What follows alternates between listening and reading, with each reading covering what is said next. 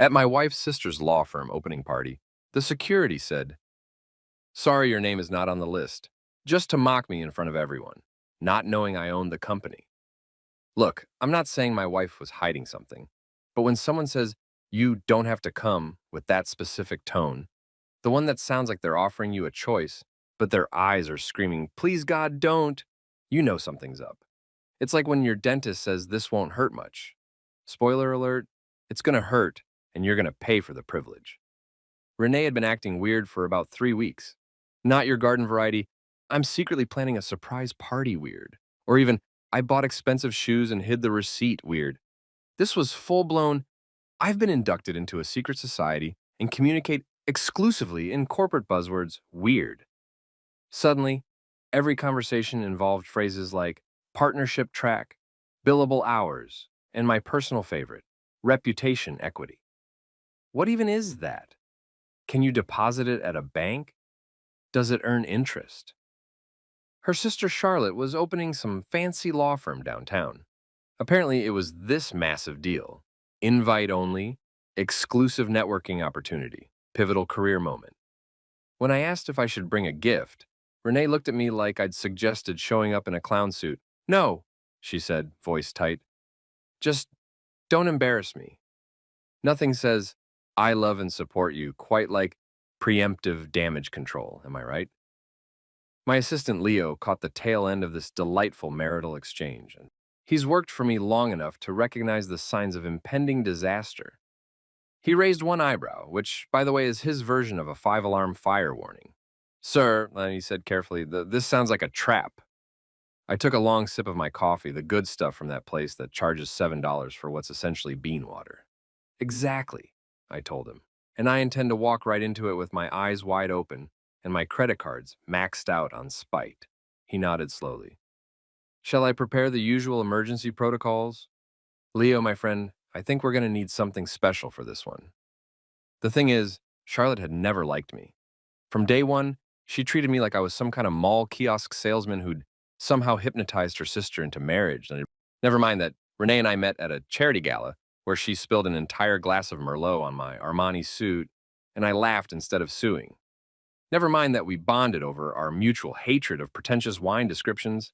Notes of oak with hints of presumption is not a real thing, Karen. No, according to Charlotte, I was just some guy.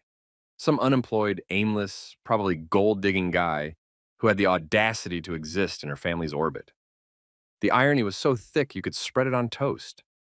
See, here's what Charlotte didn't know, what most people didn't know, because I'm not the type to wear my bank statements as a fashion accessory. I wasn't unemployed, I was retired. Big difference. One implies you're desperately refreshing indeed at 2 a.m.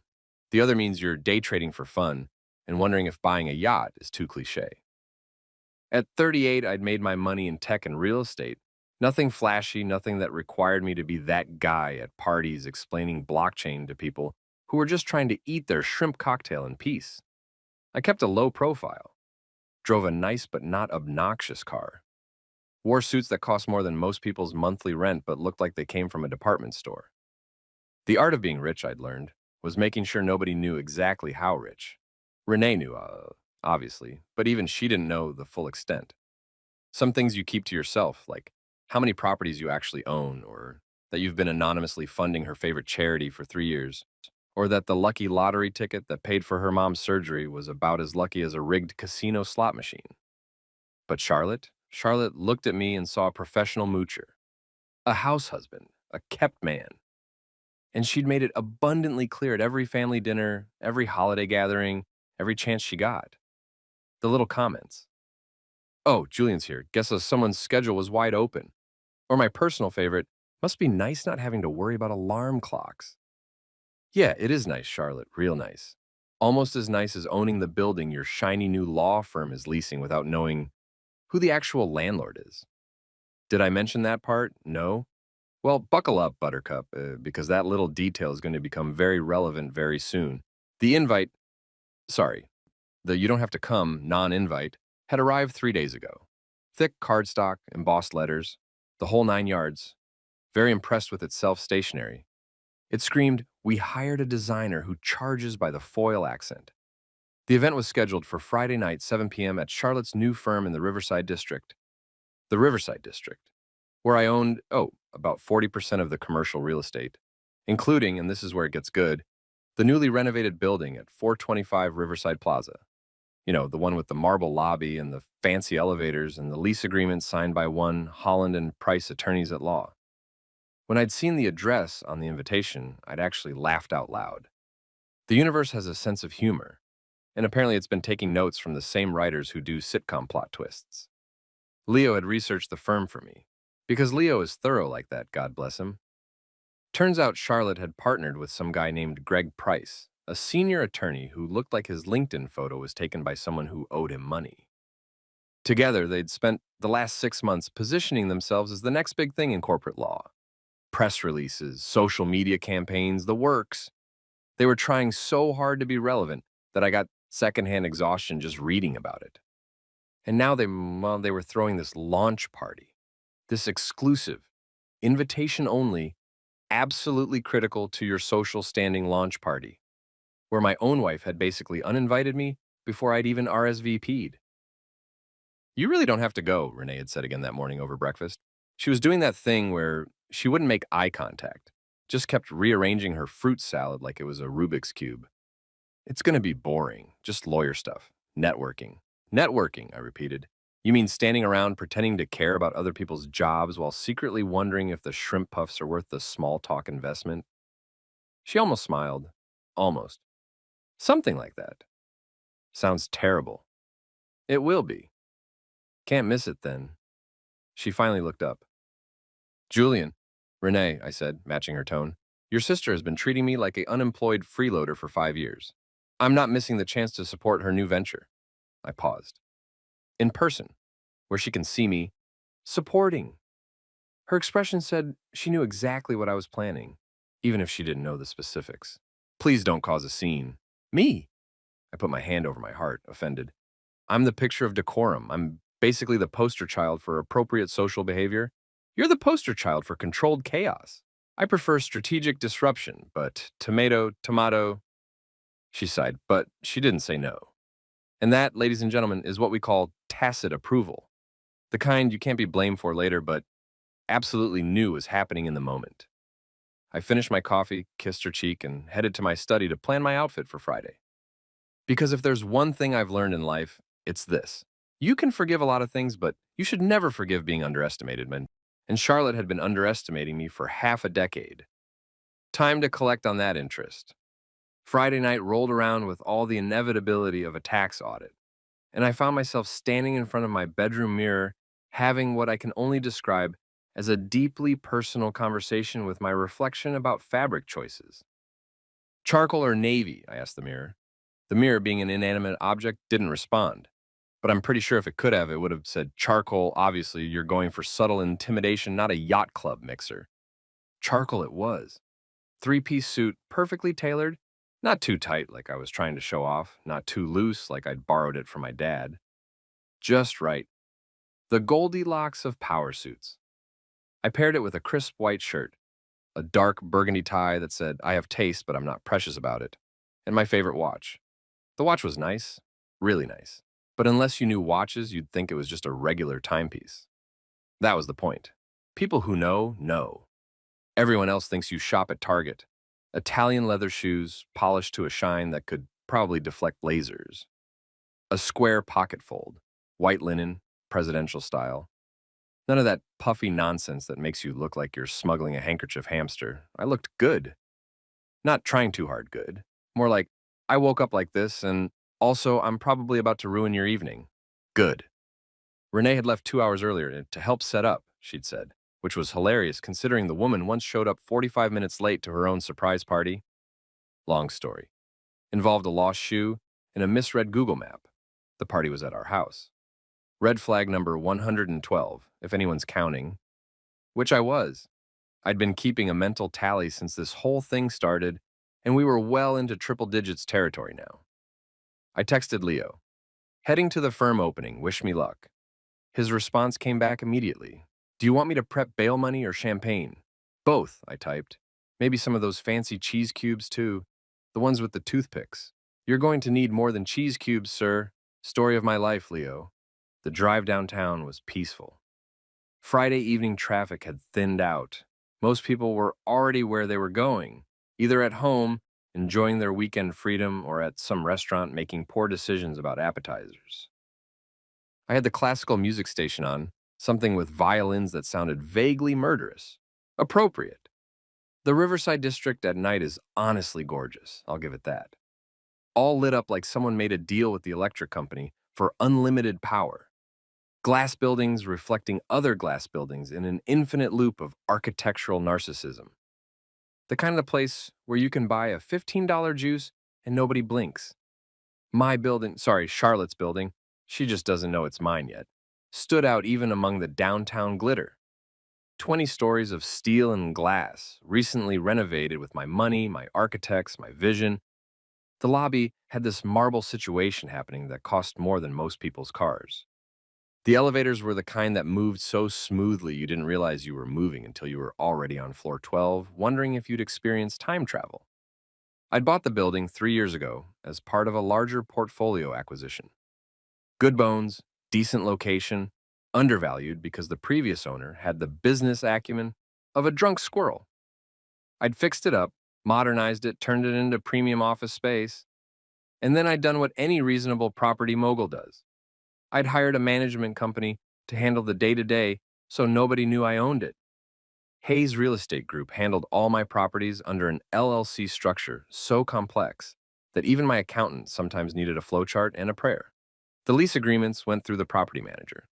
The maintenance requests, the rent payments, all of it, handled by people who probably didn't even know my name. Perfect deniability, perfect anonymity, and perfect irony when your sister-in-law signs a lease without realizing her supposedly unemployed brother-in-law is her landlord.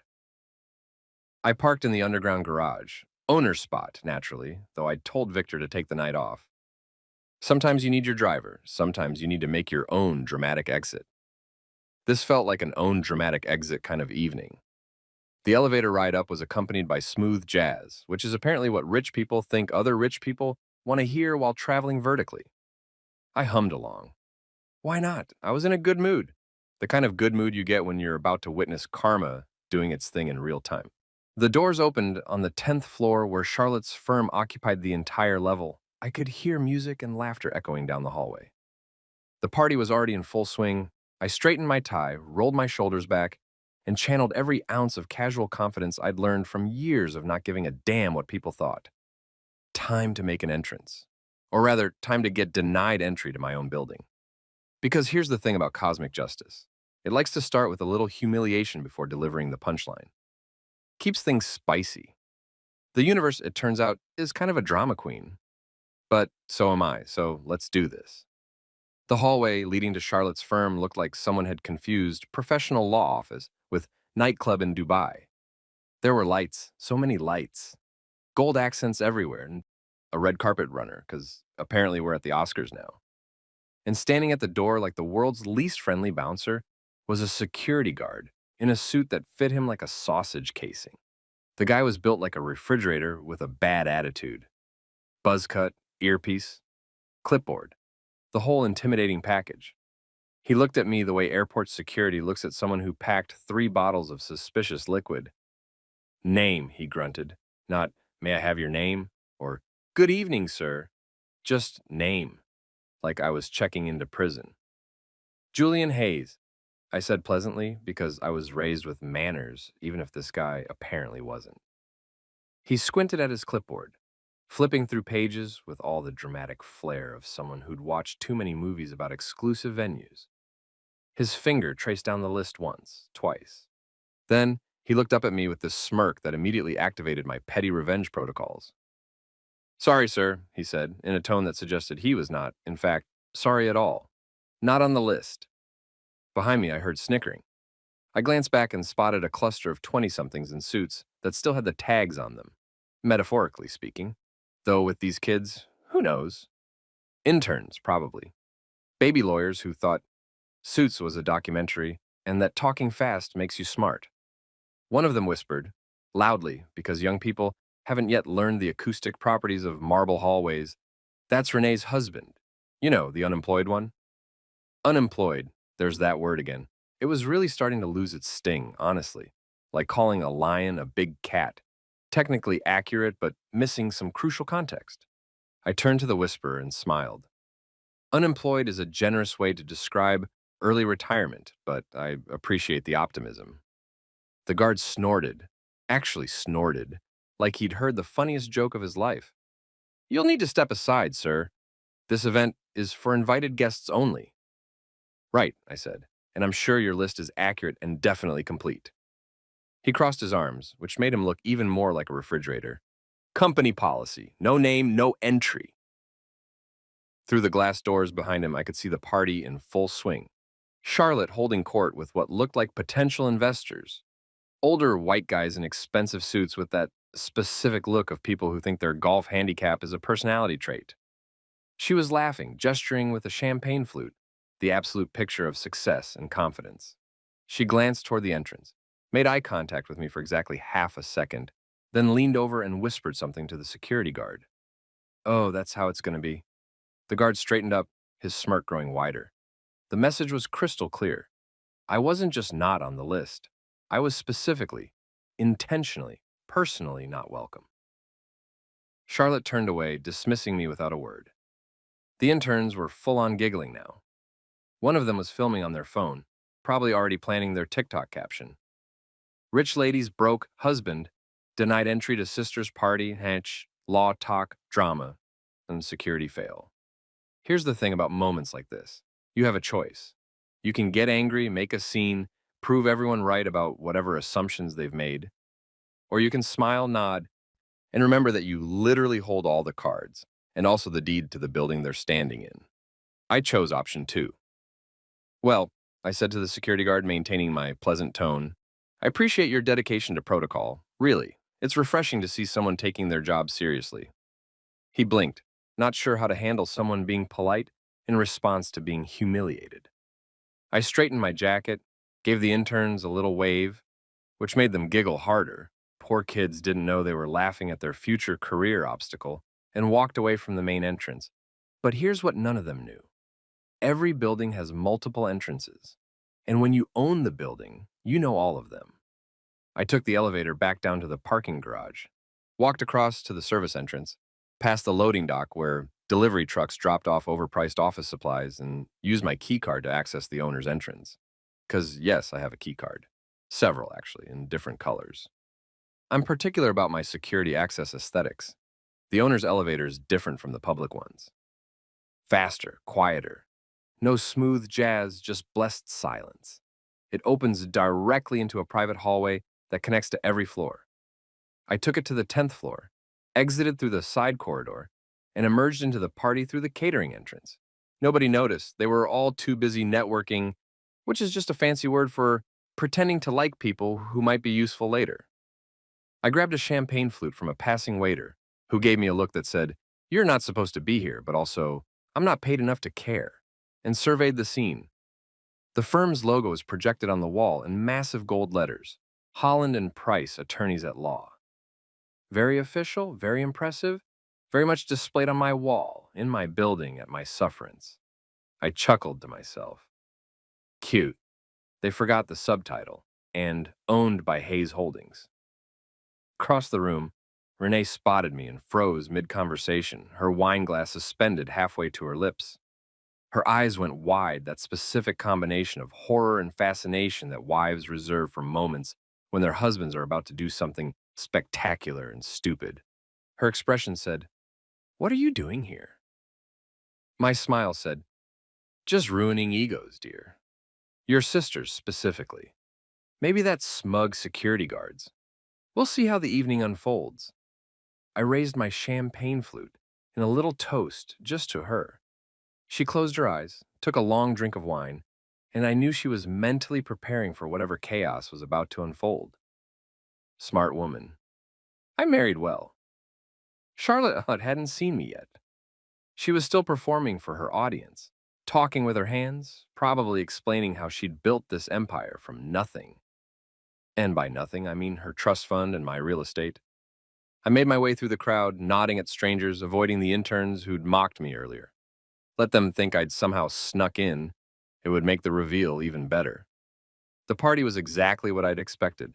Loud, self-important, and smelling faintly of desperation masked by expensive cologne. The kind of event where everyone's trying to prove something to everyone else, and nobody's actually having fun. There were ice sculptures shaped like gavels, subtle, waiters carrying trays of tiny food that cost $5 per bite, and a DJ playing music that was just slightly too loud for conversation but not loud enough to dance to, the worst possible volume. I positioned myself near the bar, prime real estate for observing drama, and waited. Charlotte was making her way around the room, working the crowd like a politician at a fundraiser, schmoozing investors, laughing at jokes that probably weren't funny. The whole performance. Eventually, inevitably, our paths crossed. Look, I've been to a lot of parties in my life. Good ones, bad ones, ones where someone's uncle got drunk and started explaining cryptocurrency to a plant. But there's something special about a party thrown by people who are trying way too hard to convince everyone, including themselves, that they've made it. This was that party. Charlotte was in her element, floating around like she'd personally invented the concept of success. She had that glow, not from happiness, but from the sheer satisfaction of thinking she'd proved everyone wrong.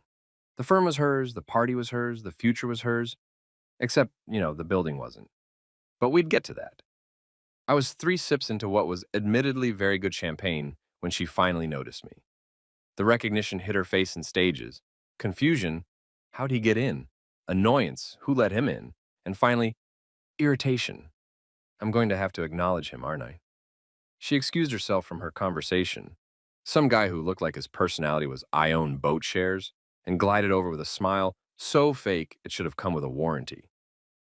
Julian, she said, voice pitched at that specific frequency of forced enthusiasm. You made it. We didn't have you down as confirmed. Translation. I specifically didn't invite you. How dare you show up anyway? Yeah, I said, swirling my champagne casually.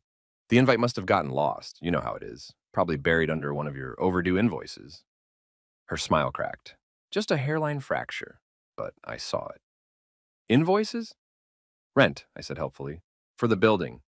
This building, actually. Funny story about that. Remind me to tell you later.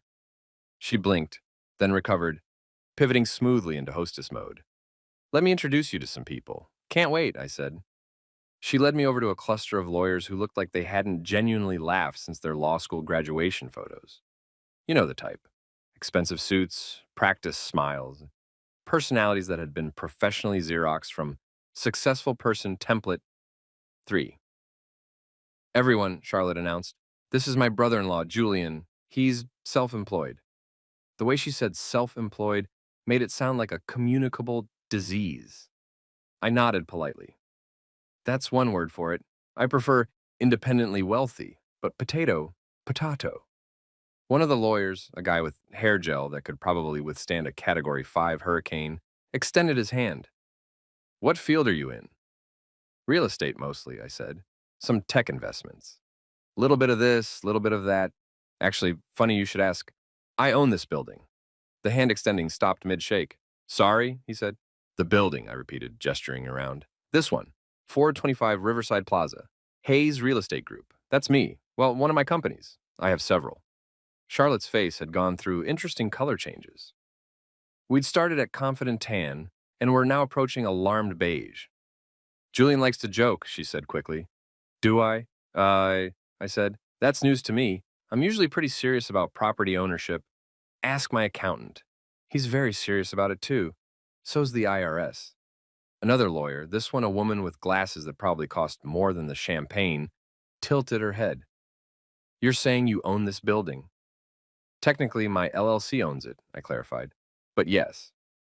Bought it 3 years ago. Beautiful property. Great bones. You folks have a lovely lease agreement, by the way. Very thorough. Your CFO, Lydia, signs it every quarter. Lovely signature. Very legally binding. The silence that followed was delicious. You could have heard a billable hour drop. Charlotte laughed, this weird strangled sound that might have been intended as casual, but came out more like a cat being stepped on. He's kidding. Julian has a strange sense of humor. Actually, said a new voice, and we all turned to see Lydia herself approaching, tablet in hand, an expression carefully neutral. He's not kidding. This was getting good. Lydia, bless her fiscally responsible heart, held up her tablet like she was presenting evidence in court, which, given the audience, was probably her natural instinct. Hayes Real Estate Group, she read aloud. Property management handled through Riverside Commercial Holdings. Lease signed September 2024. Quarterly payments of, she paused, glancing at Charlotte. Well, let's just say it's a significant amount. Charlotte's face had completed its journey through the color spectrum and landed somewhere between, I've made a terrible mistake, and can the floor swallow me whole? But, she started. The management company handles everything, Lydia continued, in that tone accountants use when they're being helpful but also slightly judging your life choices. I've been signing off on payments for months. Never met the actual owner, but all the paperwork checks out. Hayes Real Estate Group is listed as primary landlord on all documentation. I took another sip of champagne. To be fair, I like to keep a low profile, makes things simpler, less awkward at family dinners. I paused. Well, usually less awkward. Greg Price, Charlotte's business partner and the human embodiment of a LinkedIn humble brag, had been standing there with his mouth slightly open, looking like his brain was buffering. Now he seemed to reboot. This is highly unusual, he said, which was lawyer speak for, I don't know what to say, but I need to say something. Is it? I asked. I thought owning commercial property and leasing it to businesses was pretty standard, unless they changed capitalism recently and nobody told me. Did they change it? I should really read the news more. One of the interns, who'd been filming earlier, had somehow migrated closer to our conversation. Phone still out. This was going to be all over social media within the hour. I could already see the caption, plot twist. The unemployed husband owns the building, #legal drama. Landlord. Checked your lease? Charleva pulled herself together. I had to admire the effort, honestly. Years of courtroom training don't just disappear because your smug assumptions just got demolished. Well, she said, voice tight, this is certainly unexpected information. Unexpected, I said. The lease has been active for 8 months. That's like, what, 2 full quarters of rent? Pretty sure expectations were set around payment number 1. I mean, unexpected that nobody mentioned. She was floundering. Charlotte never floundered. This was like watching a shark try to understand why the water suddenly disappeared. That nobody mentioned I own commercial real estate? I finished helpfully. Yeah, I don't usually lead with that at family barbecues. Tends to make people weird about asking for seconds. Renee had materialized at my elbow, wine glass clutched like a life preserver. Julian, she said quietly, can we talk? Currently talking to your sister, I said, about business. Specifically, the business of paying rent to exist in this lovely space. Did you see the lobby renovation? Marble from Italy. Cost a fortune, but really ties the room together. Julian, the elevators too, smooth as butter. You hardly even know you're moving. That's quality engineering right there. Julian, I turned to her, eyebrows raised in innocent inquiry. Yes, dear? Her expression was doing that thing where she was trying to be mad, but also fighting a smile, which is pretty much the story of our marriage. You're enjoying this. Enjoying what? Discussing property management with legal professionals? I find it fascinating. Did you know that commercial leases typically include clauses about event accessibility? Really interesting stuff. Charlotte's eyes narrowed. What about event accessibility? Oh, nothing, I said breezily. Just that most commercial leases, especially ones as thorough as yours, include provisions about tenant-hosted events being open to invited guests without discrimination. It's a liability thing, insurance, fire codes, that sort of boring logistics stuff. The security guard who denied me entry earlier had apparently gotten word that something was happening and had pushed his way through the crowd. He looked confused, like a video game NPC who'd wandered into the wrong cutscene. This is the gentleman who wasn't on the list, he told Charlotte, pointing at me like I was a suspect in a lineup. Yes, I said. I wasn't on the guest list, but I was on the owner's access list, which, as it turns out, supersedes the guest list. It's a whole hierarchy thing. Very complicated. There's probably a flowchart somewhere. The guard looked at Charlotte. Charlotte looked at Lydia. Lydia looked at her tablet. The tablet, being an inanimate object, offered no help whatsoever. Sir, the guard said slowly, you said you were invited. Did I? I interrupted. Pretty sure I just said my name was Julian Hayes, which it is. Still is, actually. Haven't changed it in the last 20 minutes. You implied, I implied nothing. You assumed. There's a difference. One involves me making claims. The other involves you jumping to conclusions. Both are valid approaches to information processing, but only one of them is my responsibility. Greg Price cleared his throat. He'd regained some composure and was clearly trying to do damage control. Perhaps we could discuss this in private? Why? I asked. We're all adults. We're all professionals. Well, most of us. I glanced at the interns, who were watching this unfold like it was the season finale of their favorite show. You guys are learning so much right now. This is better than law school. Someone should be taking notes. One of them actually started typing on their phone. The point is, Greg continued, clearly trying to steer this conversation back to something resembling professionalism, if there's been a misunderstanding about the lease terms or the ownership structure, no misunderstanding, I said cheerfully. Everything's crystal clear. You lease space from Hayes Real Estate Group. I own Hayes Real Estate Group. The math is pretty straightforward. 1 + 1 equals I'm your landlord. But you never asked, I pointed out. Not once in all these months did anyone think to inquire about who owned the building. You just paid rent, enjoyed the amenities, and hosted this lovely party. Which, by the way, is great. Really nice turnout. The ice sculpture is a bit much, but I respect the commitment to theme. Charlotte found her voice again, though it came out slightly strangled. Why didn't you tell us? Tell you what, that I own commercial property? Should I announce that at Thanksgiving dinner? Pass the potatoes. Also, I'm your landlord? Seems awkward. I let you think whatever you wanted to think, I corrected. I never lied, never misled. You made assumptions based on what exactly? The fact that I don't go to an office every day? The fact that I prefer not to discuss my finances at family gatherings? Revolutionary concepts, I know. Renee tugged my arm. Can we please talk? Privately? I looked at her, saw the genuine distress in her eyes, and felt a tiny pang of guilt. Tiny, very small, microscopic really, but present. Fine, I said. Then to Charlotte, excuse us. Family business, you understand? Charlotte looked like she understood nothing and everything all at once, which is the facial expression of someone whose world just tilted 45 degrees sideways. As Renee dragged me toward a quieter corner, relatively speaking, since the DJ was still playing music at an aggressive volume, I heard Greg say to Lydia, get me the complete lease file. Every page, every addendum, everything. Already pulling it up, Lydia replied, fingers flying across her tablet. Professional panic, my favorite kind. Renee found us a semi-quiet spot near the windows overlooking downtown. The view was spectacular. I'd specifically chosen this building partly for this view. Money can't buy happiness, but it can buy a really nice vista, which is basically the same thing. What are you doing? She hissed, keeping her voice low, even though the music covered most of our conversation. Existing, I said.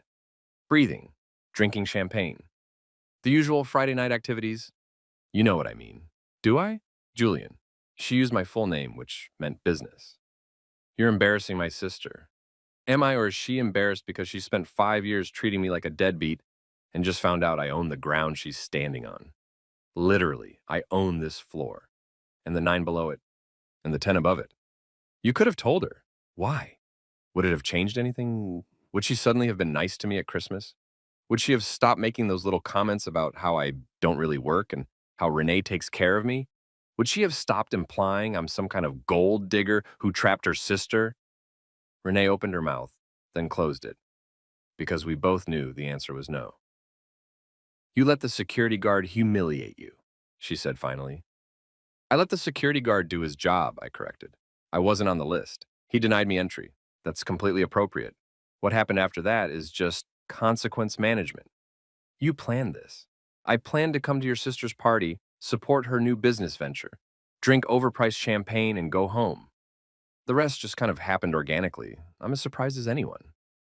She gave me a look that said she didn't believe me for a second. Okay, I admitted, maybe not as surprised, but I didn't orchestrate the security thing. That was all Charlotte. I just adapted to the situation. By revealing you own the building. Information wants to be free, dear. Who am I to oppress information? She closed her eyes, took a deep breath, and I could see her mentally counting to 10. It's a technique her therapist taught her. I know because I paid for the therapy, anonymously through a workplace wellness program that definitely exists and isn't just me funneling money through HR. She's going to be furious, Renee said. She already is furious. More furious. Is there a scale like DEFCON levels of fury? Where are we now? DEFCON 3? 4?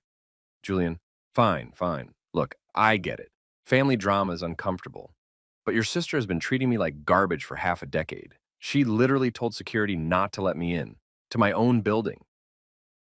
That's not just rude. That's cartoonishly villainous. She's one white cat away from being a Bond villain. She didn't know it was your building. Exactly, he said. She didn't know. She didn't ask. She didn't care. She just assumed I was nobody worth respecting, and she acted accordingly.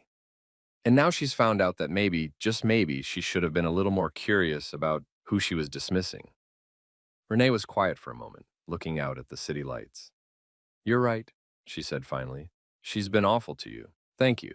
But you're also enjoying this way too much. Also true, I contain multitudes. I'm complex. You're petty. I prefer justice-oriented, must I said. But yes, also petty. Can I be both? She almost smiled. Almost. What happens now? Now, I finish my champagne, maybe grab one of those tiny quiche things that look like they cost more than my watch. And eventually we go home. Charlotte learns a valuable lesson about assumptions. Greg learns to read lease agreements more carefully. The interns get a great story for their group chat. Everyone wins. Except my sister. Your sister owns a law firm, I pointed out. A successful law firm, by all accounts. She has a thriving career, a nice office, well, a leased office that she can definitely afford, and a whole life ahead of her. She'll be fine. Her ego might be bruised, but ego bruises heal. Unlike, say, 5 years of condescending family dinners. Those leave scars. Renee sighed. I should have stood up for you more. You stood up for me plenty, I said, which was generous but not entirely untrue. She'd defended me in her own way. Subtle redirects, subject changes, strategic scheduling conflicts that got us out of particularly painful gatherings. It wasn't dramatic, but it was there. I just didn't want to cause problems, she said. I know, and I love you for trying to keep the peace. But sometimes peace comes at too high a cost. Sometimes people need to be reminded that kindness isn't optional and respect isn't negotiable. She looked at me, really looked at me, and I saw the moment she decided to stop fighting this. You're going to milk this for all it's worth, aren't you? Like a dairy farmer with a quota to meet, I confirmed. God help us all. God helps those who help themselves, I said, and those who own commercial real estate. It's in the Bible, probably. I didn't check. We rejoined the party just as Charlotte was clinking her glass for a toast. Perfect timing. I do love a good dramatic moment. The crowd quieted down, turning toward where Charlotte stood on a small raised platform near the logo wall. She looked composed now, back in control, or at least performing control, which in her line of work was basically the same thing. Greg stood beside her, supportive business partner expression firmly in place. Thank you all so much for coming, Charlotte began, and I had to hand it to her. Her voice barely shook. Tonight marks the beginning of something truly special.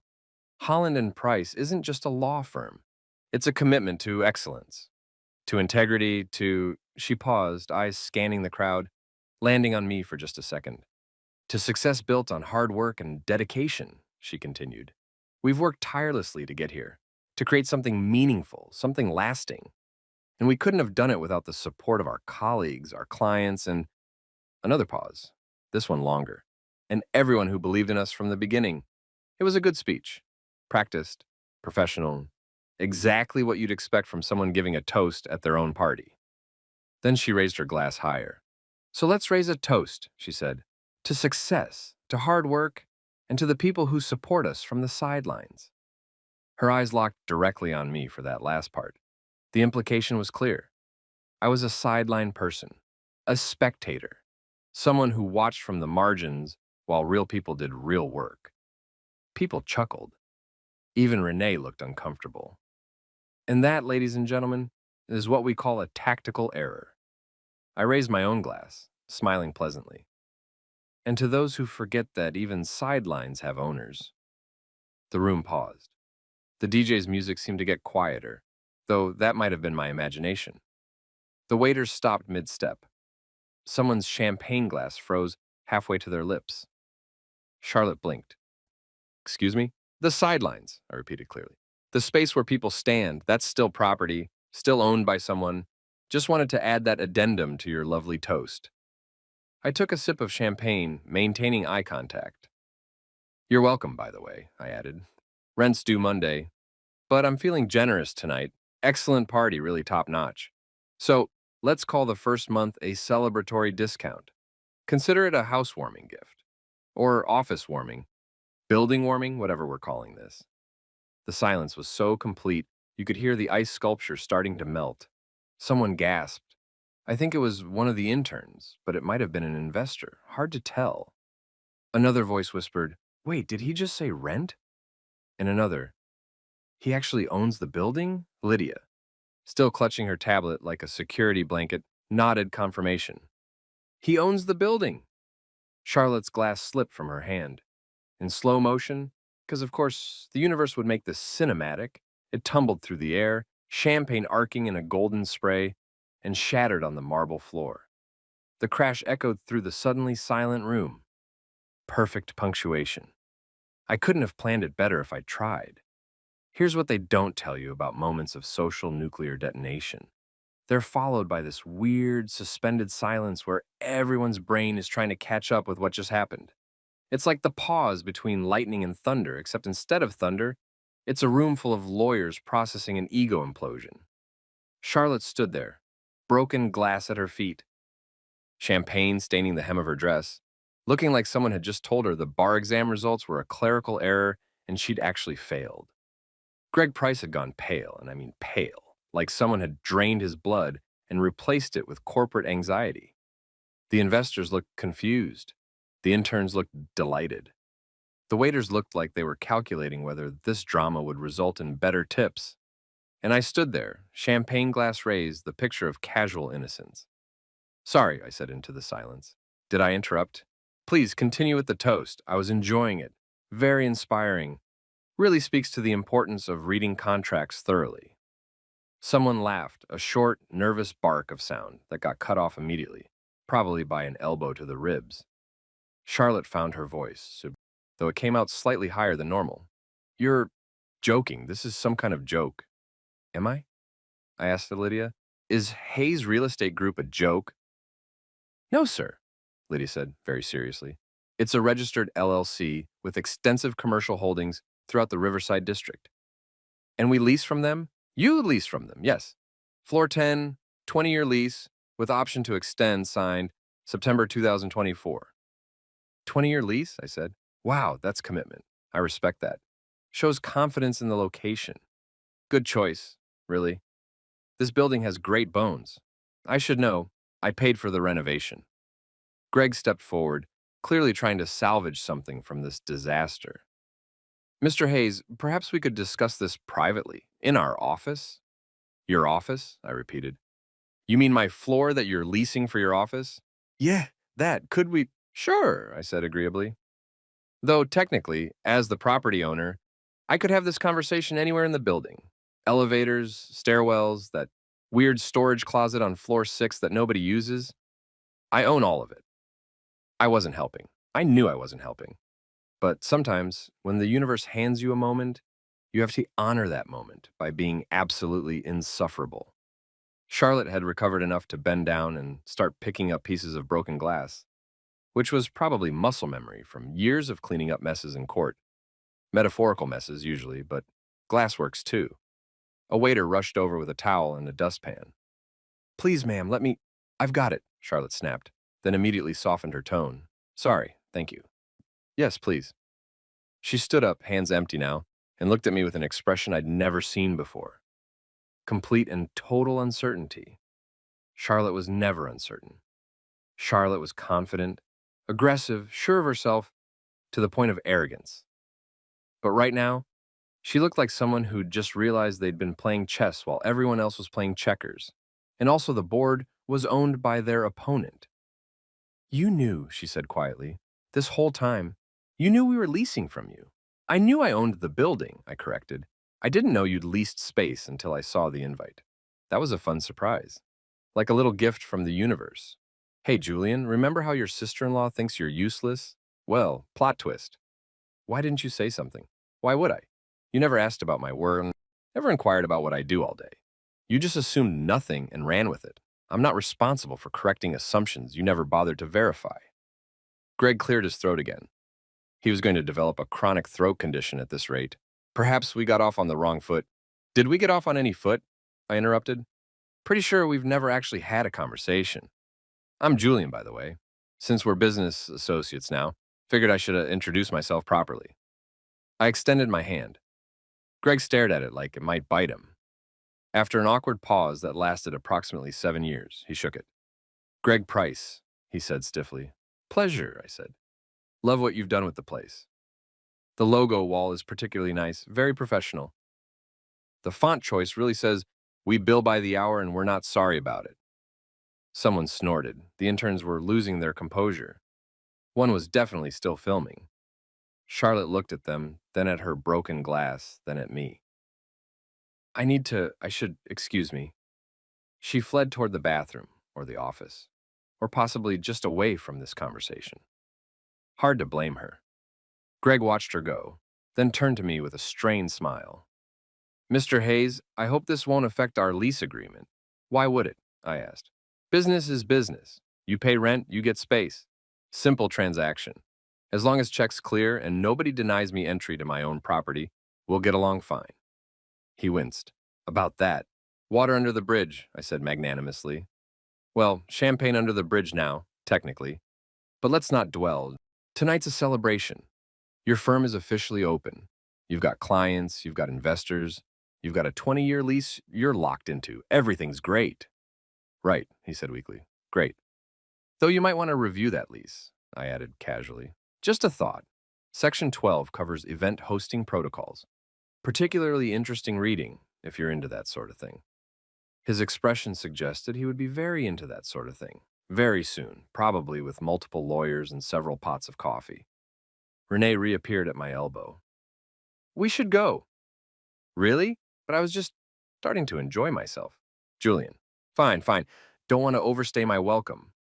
Though technically, I can't overstay my welcome in my own building. That's not how property rights work. She grabbed my arm and started steering me toward the exit. Leaving so soon? Called one of the investors, an older gentleman who seemed more amused than horrified by the whole situation. Early morning tomorrow, I lied cheerfully. Property management never sleeps. Lots of buildings to own, rents to collect, leases to review. You know how it is.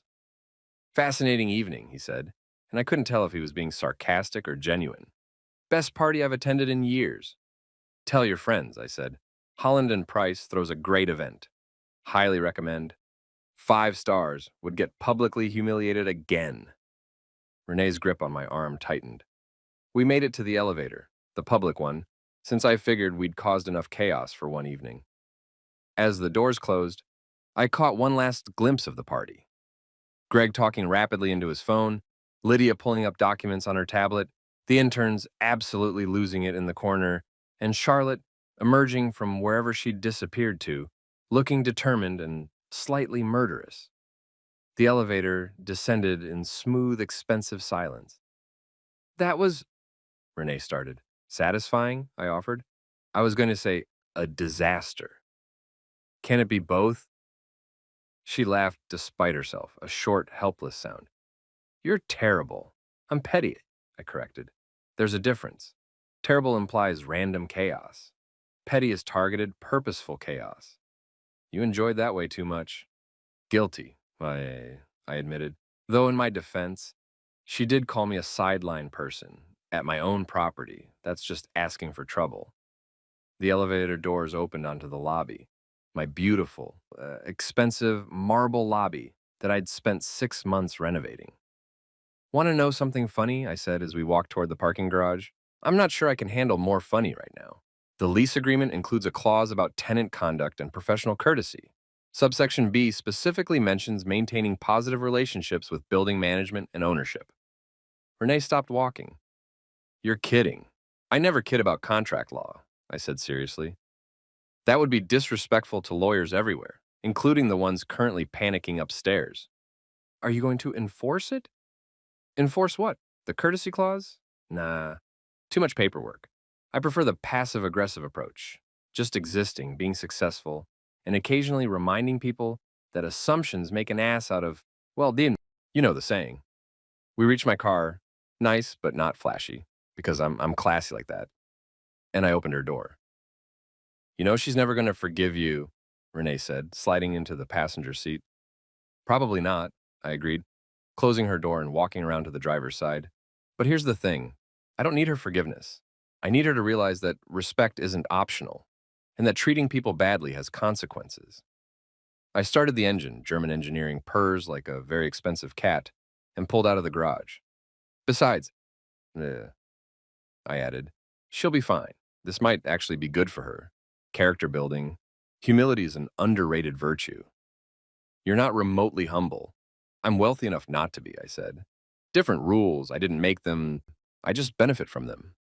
We drove through downtown in comfortable silence, the city lights reflecting off glass buildings, including mine, and I felt that specific satisfaction that comes from a plan executed perfectly, even if the plan was just show up and let karma do its thing. My phone buzzed. Leo. Text. Saw the videos. You're trending on legal Twitter. Had landlord reveal. I snorted and showed Renee the phone. She groaned. This is going to be everywhere by morning. Good, I said. Free publicity. Maybe I'll raise commercial real estate rates downtown. Market's hot right now. You wouldn't.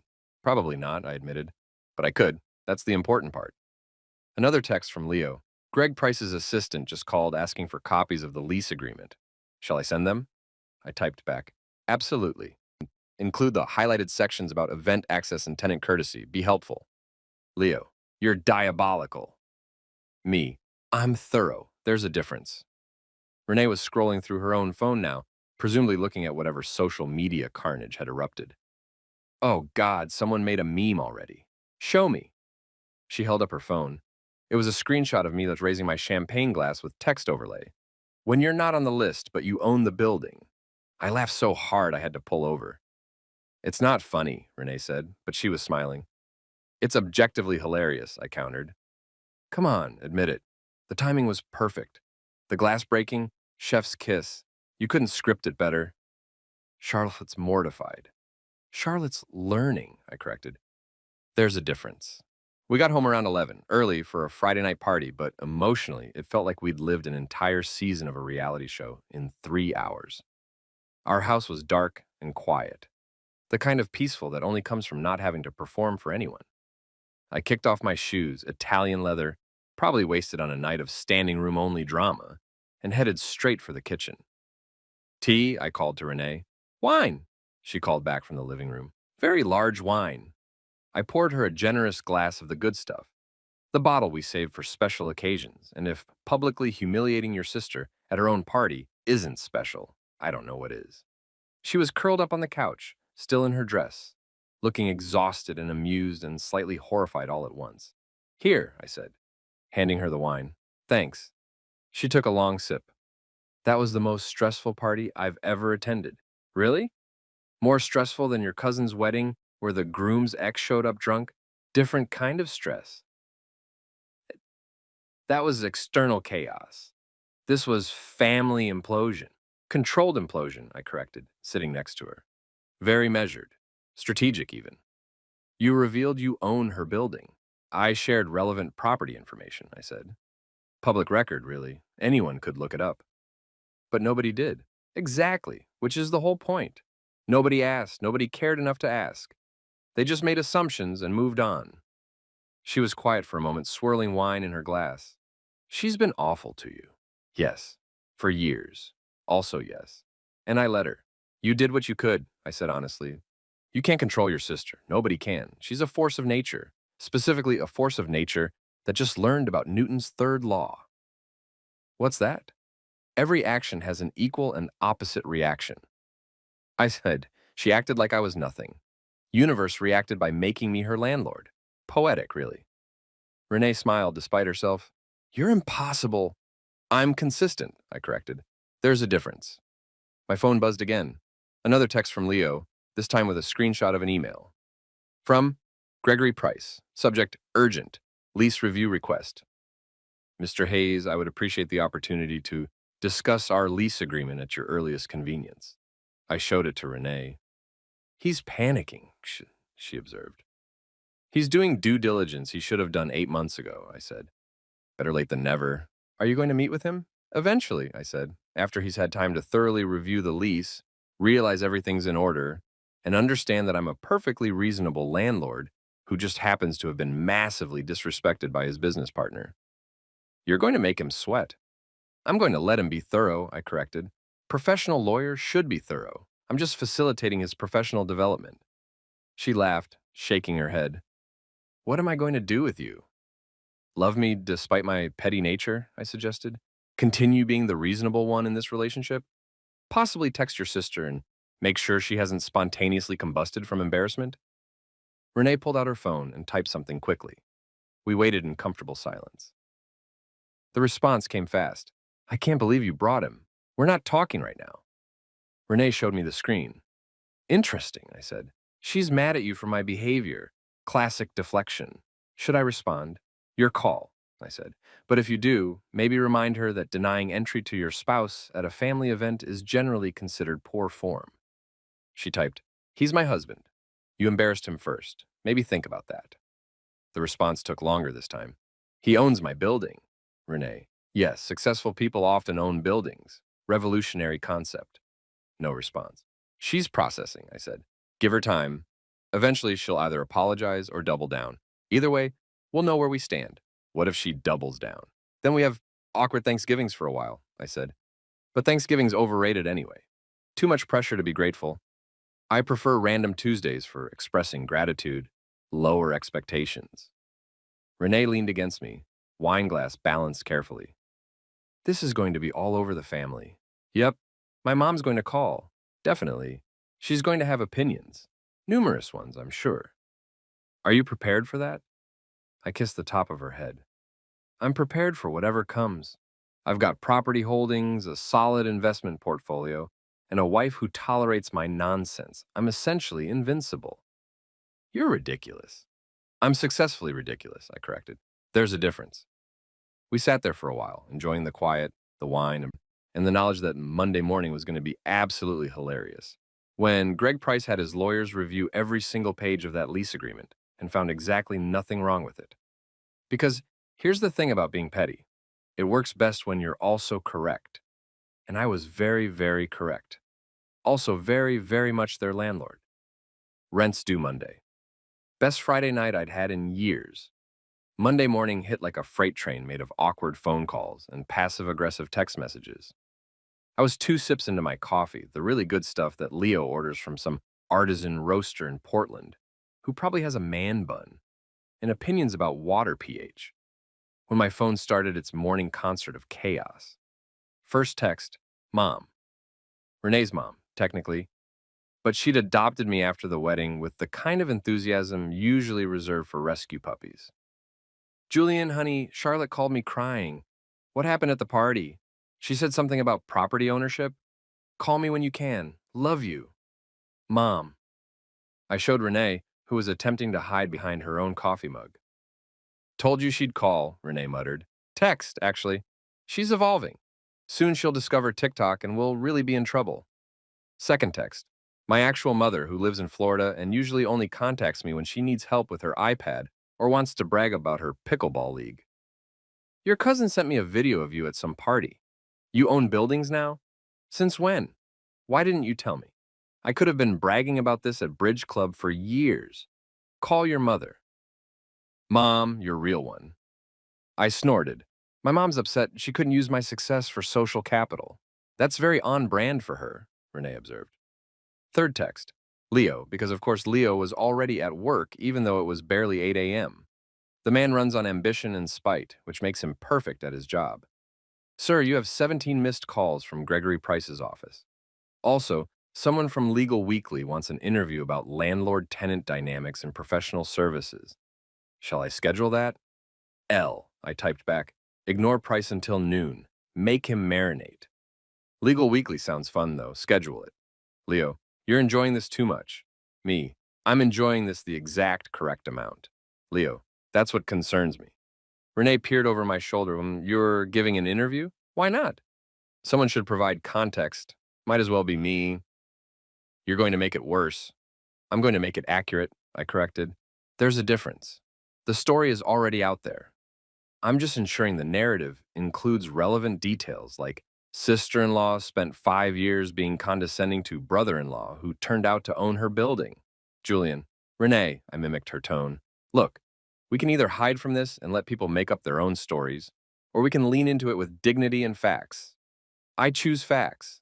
Facts with a side of justified satisfaction. My phone rang. Unknown number, I answered. Hayes residence, home of the newly viral landlord. How may I direct your Schadenfreude? Mr. Hayes? A professional female voice, slightly amused. This is Patricia Chen from Legal Weekly. I believe your assistant mentioned you'd be willing to discuss the incident at Holland and Price's launch party? The incident, I repeated. Is that what we're calling public realizations about property ownership now? She laughed. We're calling it whatever gets the most clicks. Can we schedule a call? I liked her immediately, honest about the game. Sure. This afternoon, say, 3 p.m., gives me time to ensure all my facts are airtight and my sarcasm is properly caffeinated. Perfect. I'll have my assistant send over some preliminary questions for context. Are you planning to take legal action regarding the security denial?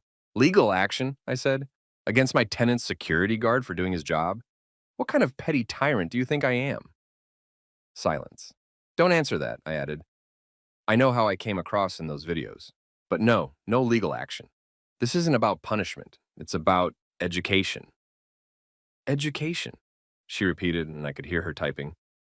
People make assumptions, I explained, especially about success, wealth, and what work looks like. My sister-in-law assumed I was unsuccessful because I don't perform my career publicly. She learned otherwise. That's the whole story. And the rent discount you mentioned? Real, I confirmed. First month free. Call it a building warming gift. I'm not actually trying to bankrupt them. I'm just trying to remind everyone that respect is free and should be distributed liberally. More typing. This is great. Very quotable. See you at 3? I'll bring my A-game pettiness. Looking forward to it. She hung up and I turned to find Renee staring at me. What? I said innocently. You just agreed to a media interview about embarrassing my sister. I agreed to a media interview about property rights and professional respect, I corrected.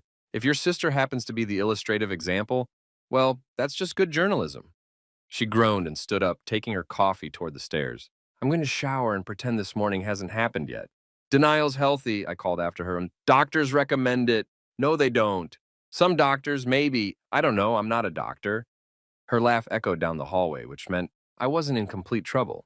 Just moderate trouble. Manageable trouble. My phone buzzed again. Another text from Leo. Price called again, sounds desperate. Something about urgent lease clarifications. I'm forwarding his emails to you now. Prepare yourself. L. I opened my email and found approximately 17 messages from Greg Price, his assistant, their CFO Lydia, and someone identified only as Senior Partner Review Committee. The subject lines were a journey. Lease agreement questions. Urgent. Lease terms clarification. Building ownership verification. Very urgent. Event access policies. Please call immediately. G. Price. I clicked on the most recent one, sent at 7:43 a.m. Mr. Hayes, I've now had the opportunity to thoroughly review our lease agreement. I want to apologize for any misunderstanding at Friday's event. We were unaware of your ownership interest in the property, and the security incident was an unfortunate miscommunication. I'd appreciate the opportunity to discuss this matter at your earliest convenience. I'm available at any time today. Regards, Gregory Price, Senior Partner, Holland and Price, LLP. The tone was so different from Friday night. Friday night, Greg had been confident, slightly dismissive, very much in charge. Monday morning, Greg was polite, careful, and very clearly having a minor professional crisis. I typed back, Greg, lease agreement is solid. No issues on my end. Security incident was uncomfortable but understandable. Guard was following instructions. No hard feelings. Happy to chat sometime this week. Thursday morning work for you? Best, Julian Hayes. Thursday. Not today. Not even tomorrow. Thursday. Let him sweat it out for a few more days. Not because I'm cruel, but because sometimes people need time to really sit with their mistakes. Reflection is important. Character building. Also, I'm petty. We've established this. Leo texted again. You're making him wait until Thursday? Me. Builds character. Leo. You're diabolical. I prefer educationally thorough, less villainous. Leo. Same thing. Me. Fair point. Around 10 a.m., my actual phone rang, not text, actual voice call, which meant serious business. Charlotte's name appeared on the screen. I stared at it for 3 full rings, debating. Renee appeared in the doorway, fresh from her shower, and saw the screen. You going to answer that? Undecided, I admitted. Could go either way. Might be an apology, might be a declaration of war, might be her trying to negotiate rent reduction through family guilt. Only one way to find out, I answered. Julian speaking. It's Charlotte. Her voice was tight, controlled. Lawyer voice. The one she used when she was furious, but trying to sound professional. We need to talk. Hello to you too. How was the rest of your party? I left early, but it seemed like it was going well. Minus the glass incident. That marble's tough on stemware. Silence. The kind of silence that costs $250 an hour. You humiliated me, she said finally. Did I?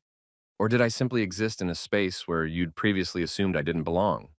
You knew the whole time. You let us make assumptions, I finished. Yeah, I did, because you never asked. In 5 years of family dinners, holiday parties, and awkward small talk, you never once asked what I actually do for a living. You just assumed nothing and treated me accordingly. I didn't. You did, I interrupted, and my voice was sharper now. Every comment about my flexible schedule, every joke about me being a kept man, every implication that Renee supports me. You've spent half a decade making me feel small, Charlotte. And the truly wild part, I'm not even mad about it. I'm just tired. More silence. I'm successful, I continued. Objectively, measurably successful. I've built businesses, invested well, made smart choices, and I've done it quietly because I don't need external validation. But you never bothered to look past your assumptions. You saw a guy who didn't go to an office and decided that meant failure. I didn't mean intent doesn't erase impact, I said, borrowing a phrase from Renee's therapy sessions. You meant to be funny. You meant to be teasing. But it landed as dismissive and cruel. And now you're upset because the power dynamic shifted and you don't like being on the receiving end. You could have told me. Why would I? I asked genuinely. So you could be nice to me because I'm wealthy? That's not how family should work. You should have been kind to me because I'm your sister's husband. Because I make her happy. Because basic human decency isn't conditional on net worth. I heard her breathe. One of those shaky breaths that suggests tears are being actively suppressed. I'm not going to apologize for owning property, I said, gentler now. And I'm not going to apologize for letting you find out the way you did, but I will say this. Your lease is solid, your firm is fine, and I have zero interest in making your professional life difficult. This isn't about revenge. It's about respect. What do you want from me? She asked quietly. An acknowledgement that you were wrong about me, I said. That's it. No grand apology tour, no public statements, just admit that you misjudged me and maybe consider being more curious about people before deciding who they are. Long pause. I was wrong about you, she said finally. I'm sorry. It wasn't effusive, it wasn't dramatic, but it sounded genuine, which was more than I'd expected. Thank you, I said. That actually means something. Are we okay? We're getting there, I said. Rome wasn't built in a day. Also, I own several properties in Rome. Well, investments in Roman real estate trusts. Close enough. She laughed. Short, slightly strangled, but real. You're impossible. I'm consistent, I corrected. Ask your sister. Can we, she paused, can we maybe have coffee sometime? Without the lawyers and the party and the public humiliation? Sure, I said. I'm free Thursday afternoon after I meet with your business partner to assure him I'm not an evil landlord. You're enjoying this. Little bit, I admitted, but less than you'd think. Mostly, I'm just relieved we're talking like adults. Me too, she said quietly. Julian? Yeah? I really am sorry for all of it. The comments, the jokes, the assumptions. You didn't deserve that. No, I agreed. I didn't, but we're family, so we'll figure it out. That's what family does, eventually, and after significant drama and possibly some property related revelations. She laughed again, more genuine this time. Thank you for the rent discount. You're welcome. Consider it an investment in future family harmony. We hung up, and I sat there for a moment, phone in hand, feeling something I hadn't expected. Relief. Renee appeared again. How'd it go? Better than expected, I admitted. She apologized. Actual apology, not lawyer apology. That's good. It is, I agreed. Doesn't erase 5 years of condescension, but it's a start. You going to meet with Greg on Thursday? Yep. Reassure him I'm not going to evict them or raise rent or install hidden cameras. Standard landlord stuff. You're a weird person. Successful weird person, I corrected. There's a difference. She kissed the top of my head. I'm glad you two talked. Me too. Now I can be petty with a clear conscience. The interview will be respectful and factual, I promised, with maybe a light touch of justified satisfaction, but mostly professional. I don't believe you. Smart woman, that's why I married you. The interview at 3 p.m. went exactly as expected. Professional questions, candid answers, and Patricia Chen laughing at approximately 70% of my responses. So let me get this straight, she said. You've owned this building for 3 years. Your sister-in-law signed a lease 8 months ago, and nobody connected the dots until you were denied entry to your own property? That's the story, I confirmed. Though to be fair, the lease was signed by their CFO. Charlotte probably never looked at the ownership details. Why would she? The lease was solid, the terms were fair, and Hayes Real Estate Group operates through a management company. But you knew they were leasing from you. I found out when I saw the party invitation, I said, which was ironic timing. And you didn't tell them. Why would I? I didn't lease them the space to create awkward family dynamics. I leased it because they needed office space and the building had availability. The fact that we're related is just cosmic humor. Some people are calling you petty. Some people are correct, I said cheerfully, but I prefer educationally petty. There's a lesson here about assumptions and respect. What lesson? Don't judge people based on what you think you know, I said. Ask questions. Be curious. Success doesn't look the same for everyone. Some people wear suits to offices, and some people own the offices and wear pajamas at home. Both are valid.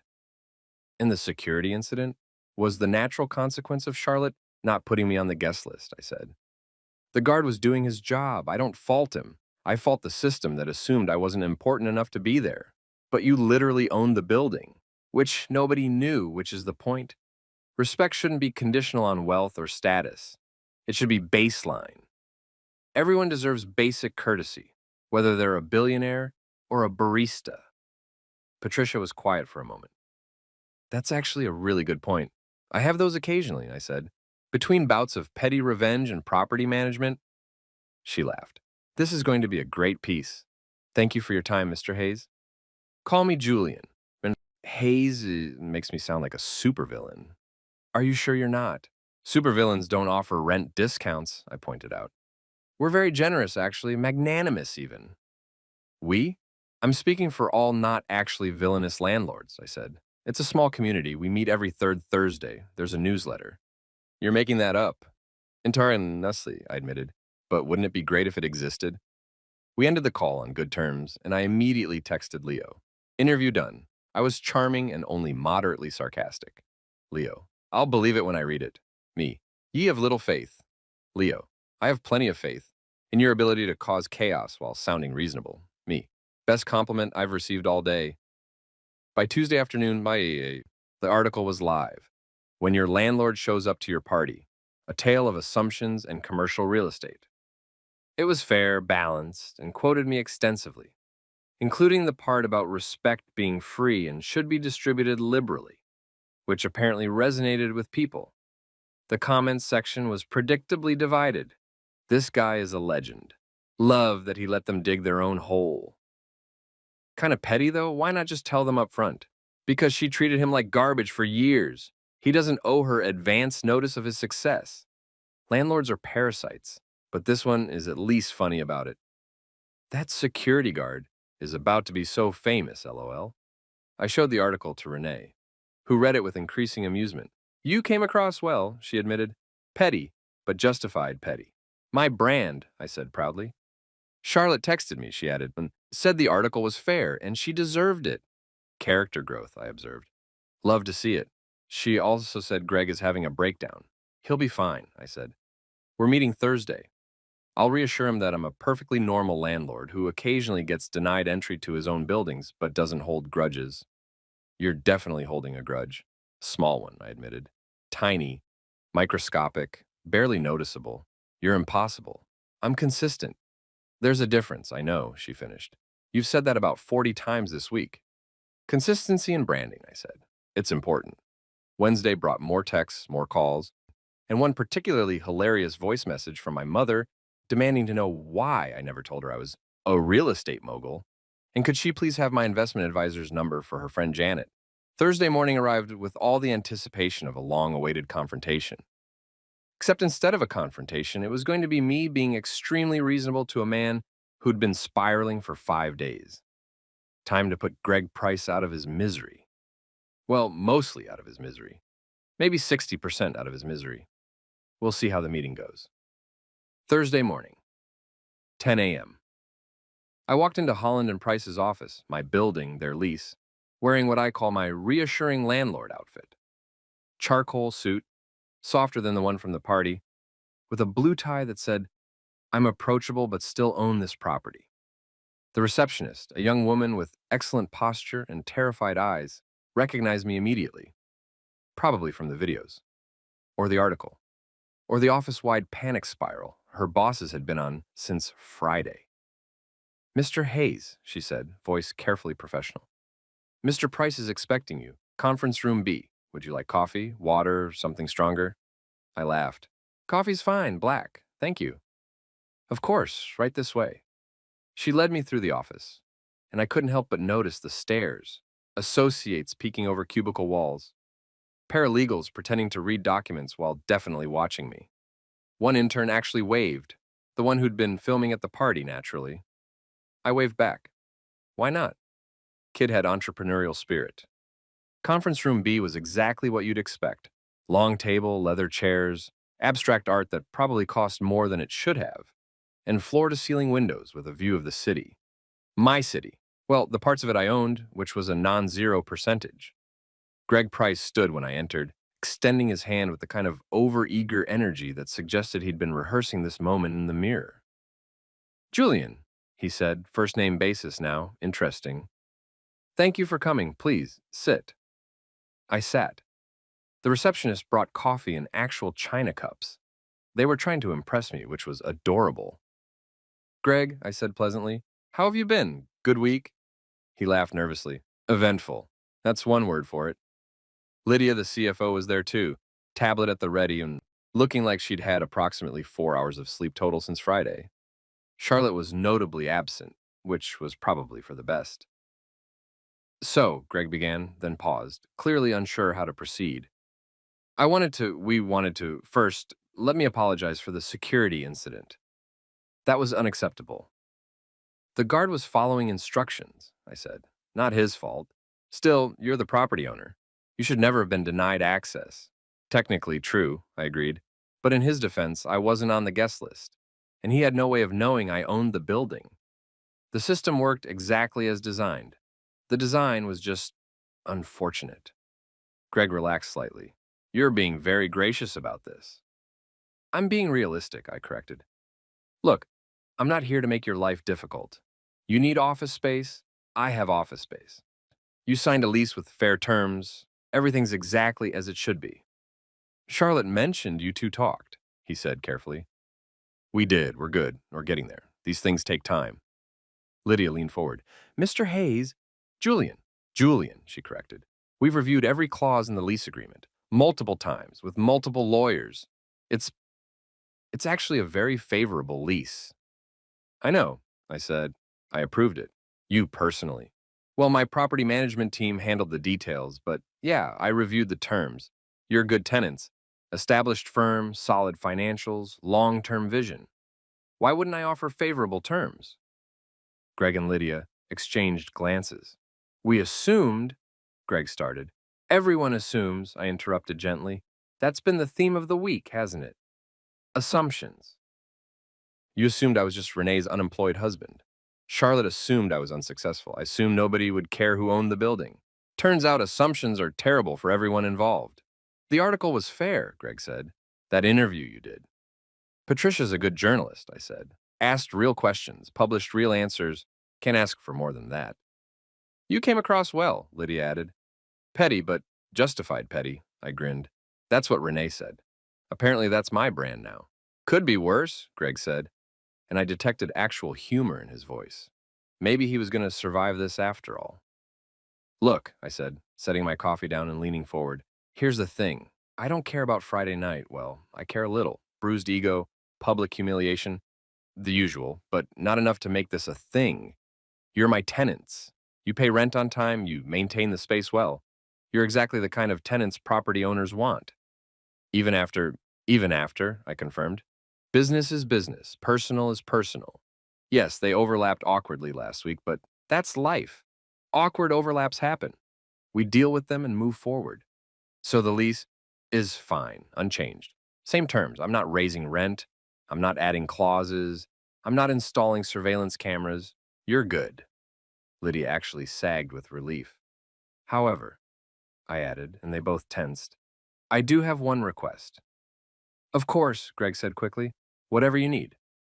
Next time you throw a party in this building, I'd like to be on the guest list. Not as owner, just as Renee's husband. Family, that's it. Greg blinked. That's all? That's all. Done, he said immediately. Absolutely. Every event. You and Renee, guaranteed. Great, I said, standing. Then we're good. Enjoy the space. Call if you need anything. Property management handles most issues, but you've got my number now if anything urgent comes up. They stood too, looking slightly dazed, like they'd prepared for a 3-hour negotiation and got a 10-minute conversation instead. Julian, Lydia said, can I ask you something? Sure. Why didn't you tell Charlotte? Before Friday, I mean. You knew she'd leased from you. I thought about that. Honestly, because I wanted to see if it mattered. If she'd treat me differently once she knew. And the answer was yes, she would have. She would have been nice to me because I'm wealthy, not because I'm a person worth being nice to.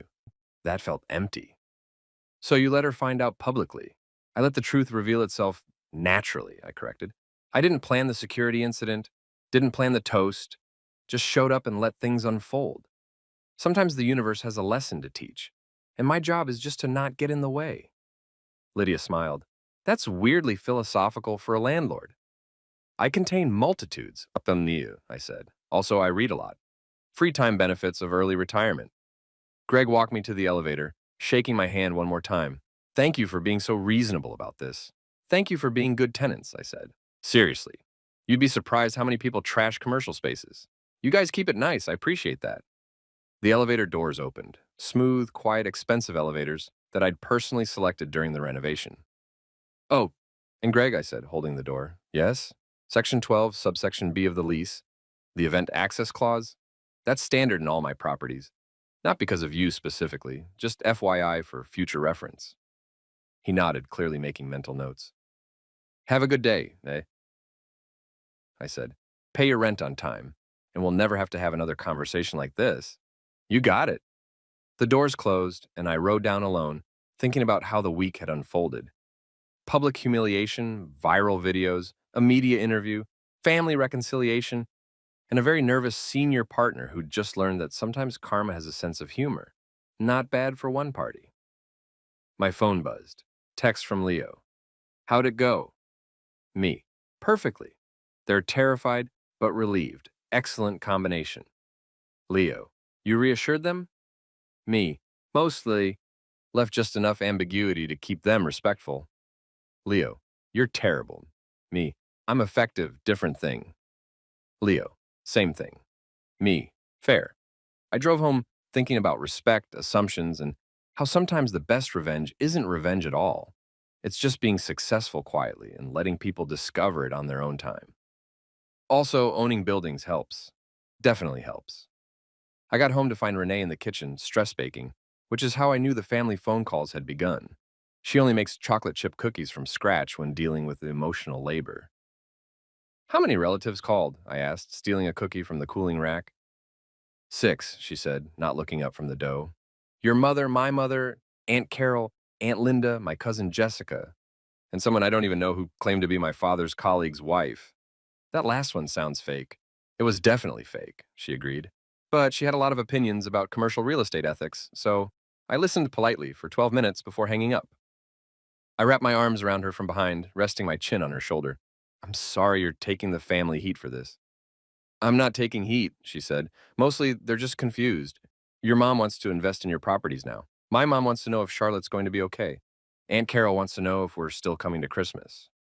Are we still going to Christmas? Depends. Are you going to bring up the building ownership at dinner? Only if someone asks, I promised. Or if Charlotte makes a joke about my employment status. Or if anyone implies I'm a gold digger. Or Julian. I'll be good, I amended. Mostly good. Good adjacent. She turned in my arms, flower on her cheek. Today's meeting went well? Very well.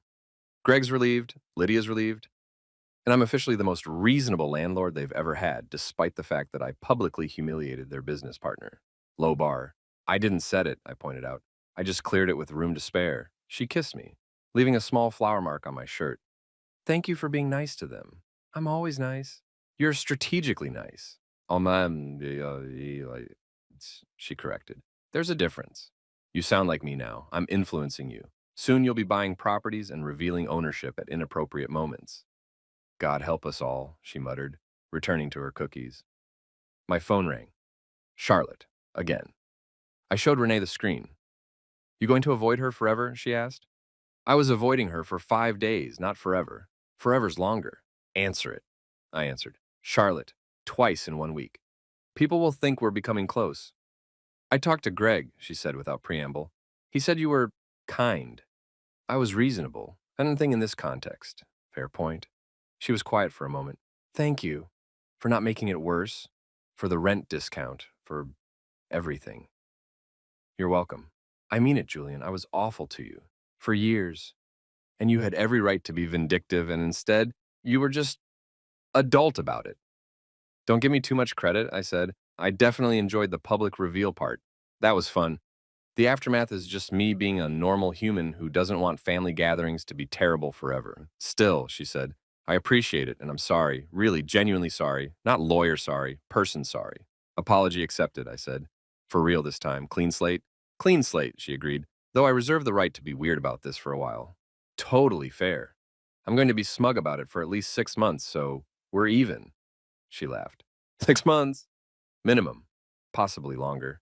We'll see how I feel around Christmas. Are you coming to Christmas? Mom's freaking out. Why would this change Christmas? Because I humiliated you, and you own my building, and it's awkward.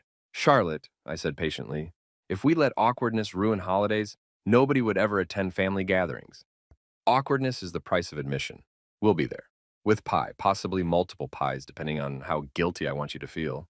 Emotional manipulation through baked goods. I learned from the best, I said, watching Renee arrange cookies on a plate. Your sister stress bakes. It's genetic.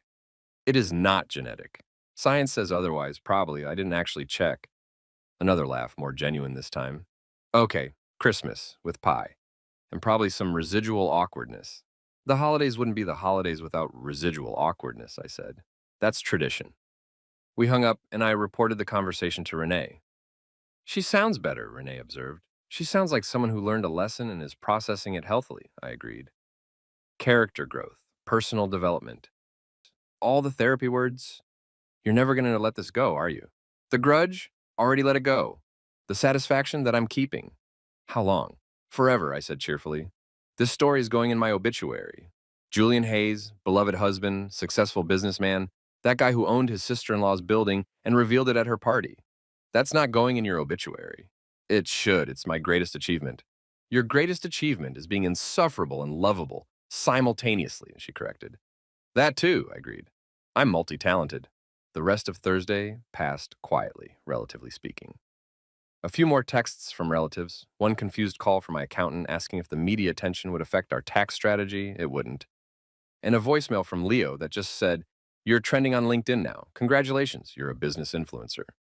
I texted back, "Do I have to start posting motivational quotes about hustling?" Leo, "Please don't." Me, "Too late. Already designing my personal brand. It's going to involve a lot of sunrise photos and vague statements about success." Leo, "I'll start looking for new employment." Me, "You love me." Leo, "That's not a denial." Friday morning brought the article's follow-up. Landlord-tenant relations and the importance of professional respect. A conversation with Julian Hayes. Patricia had done a great job, balanced, thoughtful, and it included quotes from Charlotte, surprisingly gracious, and Greg, very professional, about moving forward productively. The money quote from Charlotte, "I made assumptions about my brother-in-law based on limited information and my own biases." That was wrong. This experience has been humbling and educational. I'm grateful for the opportunity to learn from it. PR approved but genuine sounding. Her media training was showing, but in a good way. Greg's quote was more business focused. Hayes Real Estate Group has been an excellent landlord. The situation arose from miscommunication and assumptions on multiple sides. We're pleased to continue our professional relationship and look forward to many successful years in this location. Very lawyer, very careful, very please don't raise our rent. My favorite part of the article was the conclusion. In an age of performative success and social media validation, Hayes's approach is refreshingly understated. He built wealth quietly, maintained privacy consciously, and only revealed his success when forced to by circumstance. The lesson here isn't about revenge or one-upmanship. It's about the danger of assumptions and the importance of treating everyone with baseline respect, regardless of their perceived status. As Hayes told me, success doesn't look the same for everyone. Some people wear suits to offices. Some people own the offices and wear pajamas at home. Both are valid. It's a simple philosophy, but one worth remembering in professional and personal relationships alike. I showed it to Renee over breakfast. "You're never going to be anonymous again," she observed. Was I ever anonymous? I asked. "I own like 40 properties across 3 states. Quietly own," she corrected. "That's over now." "Maybe," I admitted. But honestly, I don't mind. The anonymity was nice, but it also enabled people like Charlotte to make assumptions. If being public prevents that, it might be worth it. You're going to get requests now. Investors, reporters, people wanting advice. Probably. How are you going to handle that? I thought about it. Selectively. I'll talk to people who seem genuine. Ignore the opportunists. Continue living my life exactly as I have been, just with slightly less mystery. And at family gatherings, same as always. Charming, slightly smug, and armed with excellent wine recommendations. She smiled. "You really are impossible." "Consistently impossible," I corrected. "There's a difference, I know," she finished. "You've established your brand." "Speaking of brand," I said, "Leo wants to know if I'm interested in speaking engagements. Apparently people want to hear about quiet wealth and unconventional success. Are you interested? Maybe, could be fun. Stand on a stage, tell stories about buying buildings, encourage people to be nice to each other. Seems low stakes." "Everything's low stakes for you now," she pointed out. "You broke the internet, reconciled with my sister, and reassured your tenants all in 1 week. What's left?" "Living happily ever after," I suggested. "Maybe buying a yacht?" "Everyone expects wealthy people to have yachts." "I should probably get one just to meet expectations." "You get seasick." "Minor detail. I'll buy a yacht and never use it. Very wealthy person behavior." "You're ridiculous." "Ridiculously successful," I corrected. Important distinction. My phone buzzed. Text from an unknown number. "Hi, Julian. This is Mark from the intern program at H&P. I was filming at the party. Just wanted to say that was legendary, and also, I'm sorry for laughing when you got denied entry. In my defense, I had no idea you owned the building. Respect. Mark." I showed Renee. "You're influencing the youth," she said. "Corrupting them, more like." "That too." I texted back, "No worries, Mark. Best wishes with law school. Learn from this. Always know who owns the building you're in." Mark. "Already added that to my life rules, thanks." "See?" I said to Renee. I'm educational, practically a teacher, practically a menace, she corrected. Can I be both? You are both. That's the problem. Or the solution, I suggested. Depends on perspective. She kissed my forehead and stood up, taking our breakfast dishes to the sink. What are you doing today? Thinking about buying another building, I said. Maybe one with a restaurant. I could become one of those insufferable people who always has a table available. Please don't. Too late. Already looking at properties. There's a great place downtown, corner lot, excellent foot traffic. Julian. Renee. I matched her tone. I'm kidding, mostly. I might look at it. For investment purposes, pure business. You're going to buy it, aren't you? Probably, I admitted. But in my defense, it's a really good location. She laughed, shaking her head. At least now everyone knows you can afford it. Silver lining, I agreed. No more hiding my ridiculous real estate habits from family members who think I'm unemployed. They never thought you were unemployed, she said. Charlotte thought that. Everyone else was just confused about what you did all day. Fair distinction. Well, now they know. I buy buildings and occasionally reveal it dramatically at parties. It's my thing. Your thing is chaos. Controlled chaos, I corrected. Strategic disruption. Purposeful revelation of previously unknown property holdings. You need a shorter elevator pitch. I own buildings and sometimes people are surprised about it. Better, she allowed. Still weird, but better. The weekend was blissfully quiet. No viral videos, no media requests. Just me, Renee, and the comfortable knowledge that I'd successfully navigated a minor social crisis with my pettiness and pride mostly intact. Sunday afternoon, I got one final text from Charlotte. Coffee Tuesday? My treat. I promise not to make any jokes about your employment status. I typed back, sure, 2 p.m., and you can make jokes now. I've earned them. Charlotte, I feel like I haven't earned the right to joke yet. Me, fair, 6-month probationary period after Christmas, you can roast me freely. Charlotte, deal. See you Tuesday. I showed Renee. You two are actually going to be okay, she said, surprised. Eventually, I agreed, after sufficient time and probably some therapy for both of us. You don't need therapy. Everyone needs therapy, I said. Some people just hide it better behind real estate portfolios and strategic pettiness. That should be your LinkedIn headline. Julian Hayes, hiding emotional issues behind commercial properties. Since 2018, I said, has a ring to it. You're never making a LinkedIn. Never say never, I said. If I become a business influencer, I'll need one. Can't inspire people without a professional network. Please don't become a business influencer. Too late. Already planned my first post. That time I owned my sister-in-law's building and she didn't know it. 3 lessons about assumptions, respect, and reading your lease agreements thoroughly. Link in bio. Renee threw a couch pillow at me. I caught it. Your aim is improving. My patience is deteriorating. Same thing, basically. She laughed despite herself. And I pulled her close, thinking about how the week had unfolded. Chaotic.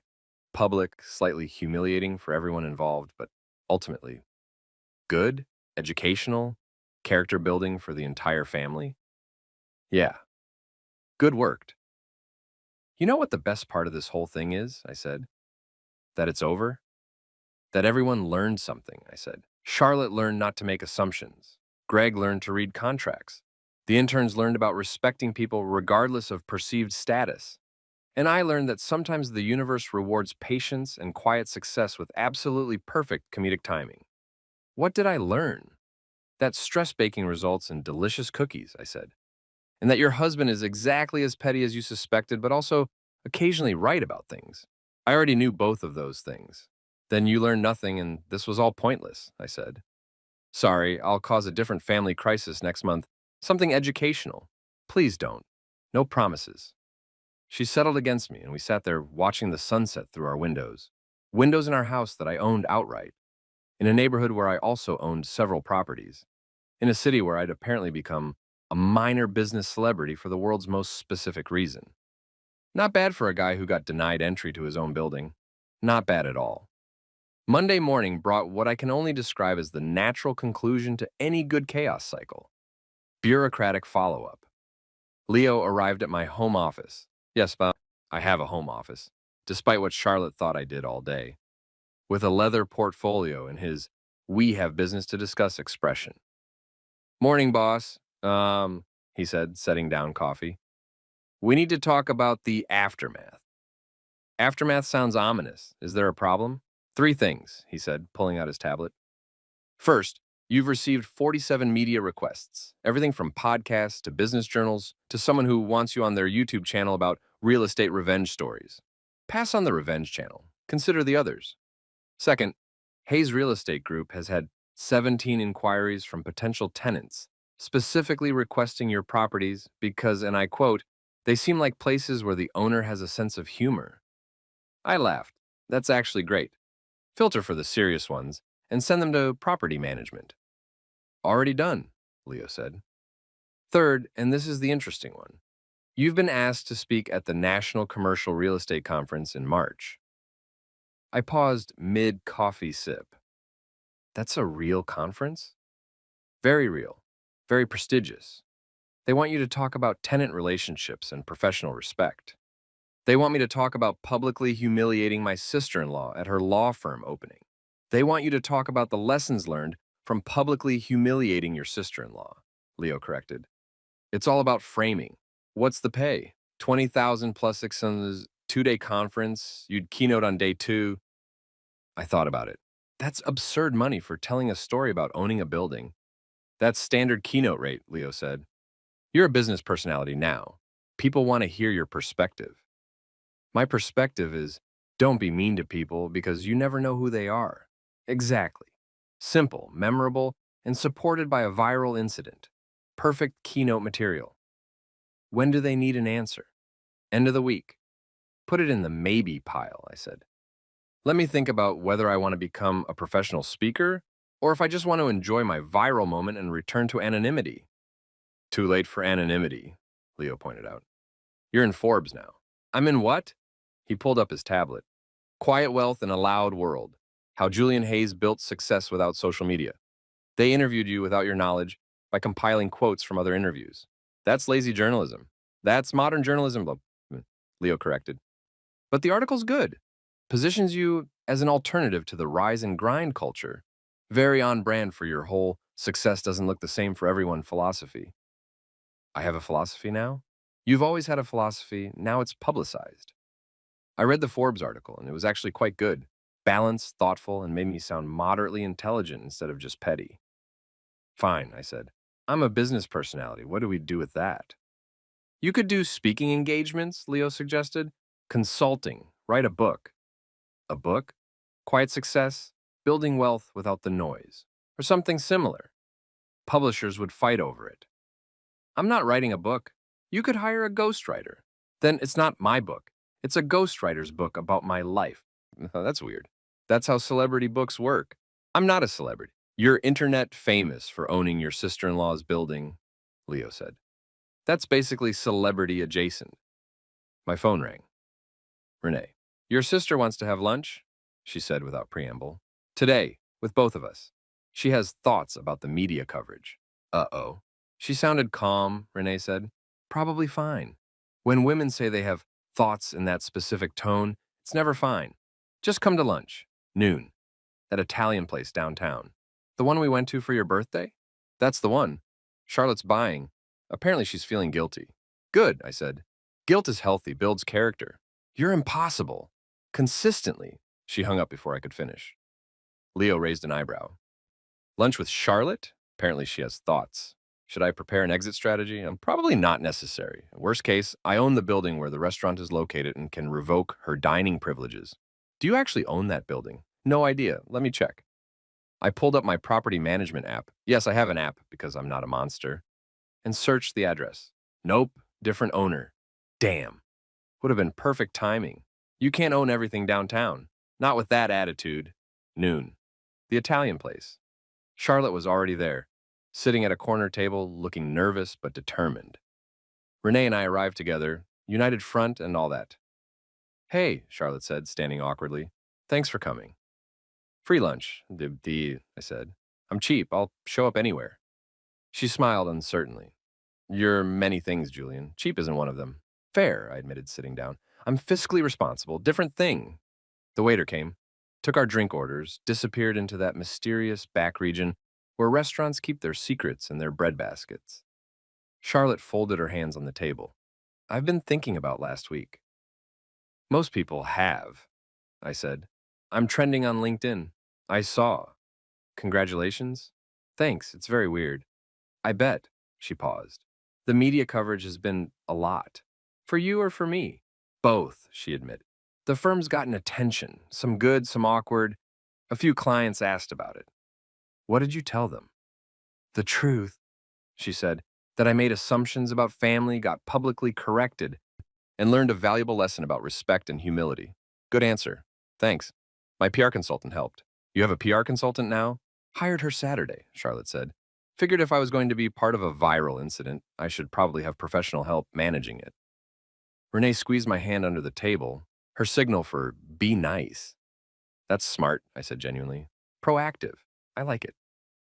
Charlotte relaxed slightly. I also wanted to apologize, formally, in person, with witnesses. She nodded at Renee. I was awful to you for years.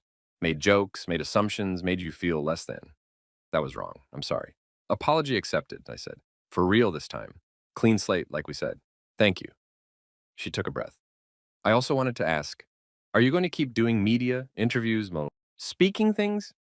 Maybe, I said honestly. I got asked to keynote a conference, still deciding. You should do it, she said, and she said, you're good at it. The interviews you've done, you come across, well, thoughtful, funny, self-aware. High praise from someone I humiliated last week.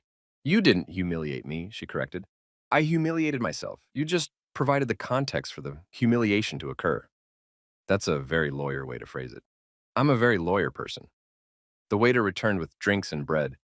We ordered food, pasta for everyone, because when in Rome or an Italian restaurant downtown. Greg's doing better, Charlotte said once the waiter left. Less panicky, more philosophical about the whole thing. Good. He seems like a decent guy who made some unfortunate assumptions. That's basically everyone involved in this story, Charlotte said. Assumptions all around. Except Leo, I said. Leo assumed nothing and was right about everything. Who's Leo? My assistant, voice of reason. Probably the only person who knew this would be a disaster from the beginning. Smart man, the smartest. We ate lunch. It was actually pleasant. No tension, no awkward silences, just three people eating pasta and discussing the absurdity of viral fame. The memes are my favorite part, Charlotte admitted. Someone made one with your face photoshopped onto a Monopoly board. You're holding the get out of jail free card. I haven't seen that one. She showed me her phone. It was ridiculous and perfect. I'm printing that, I said, framing it, putting it in my office. You should, she agreed. Own the chaos.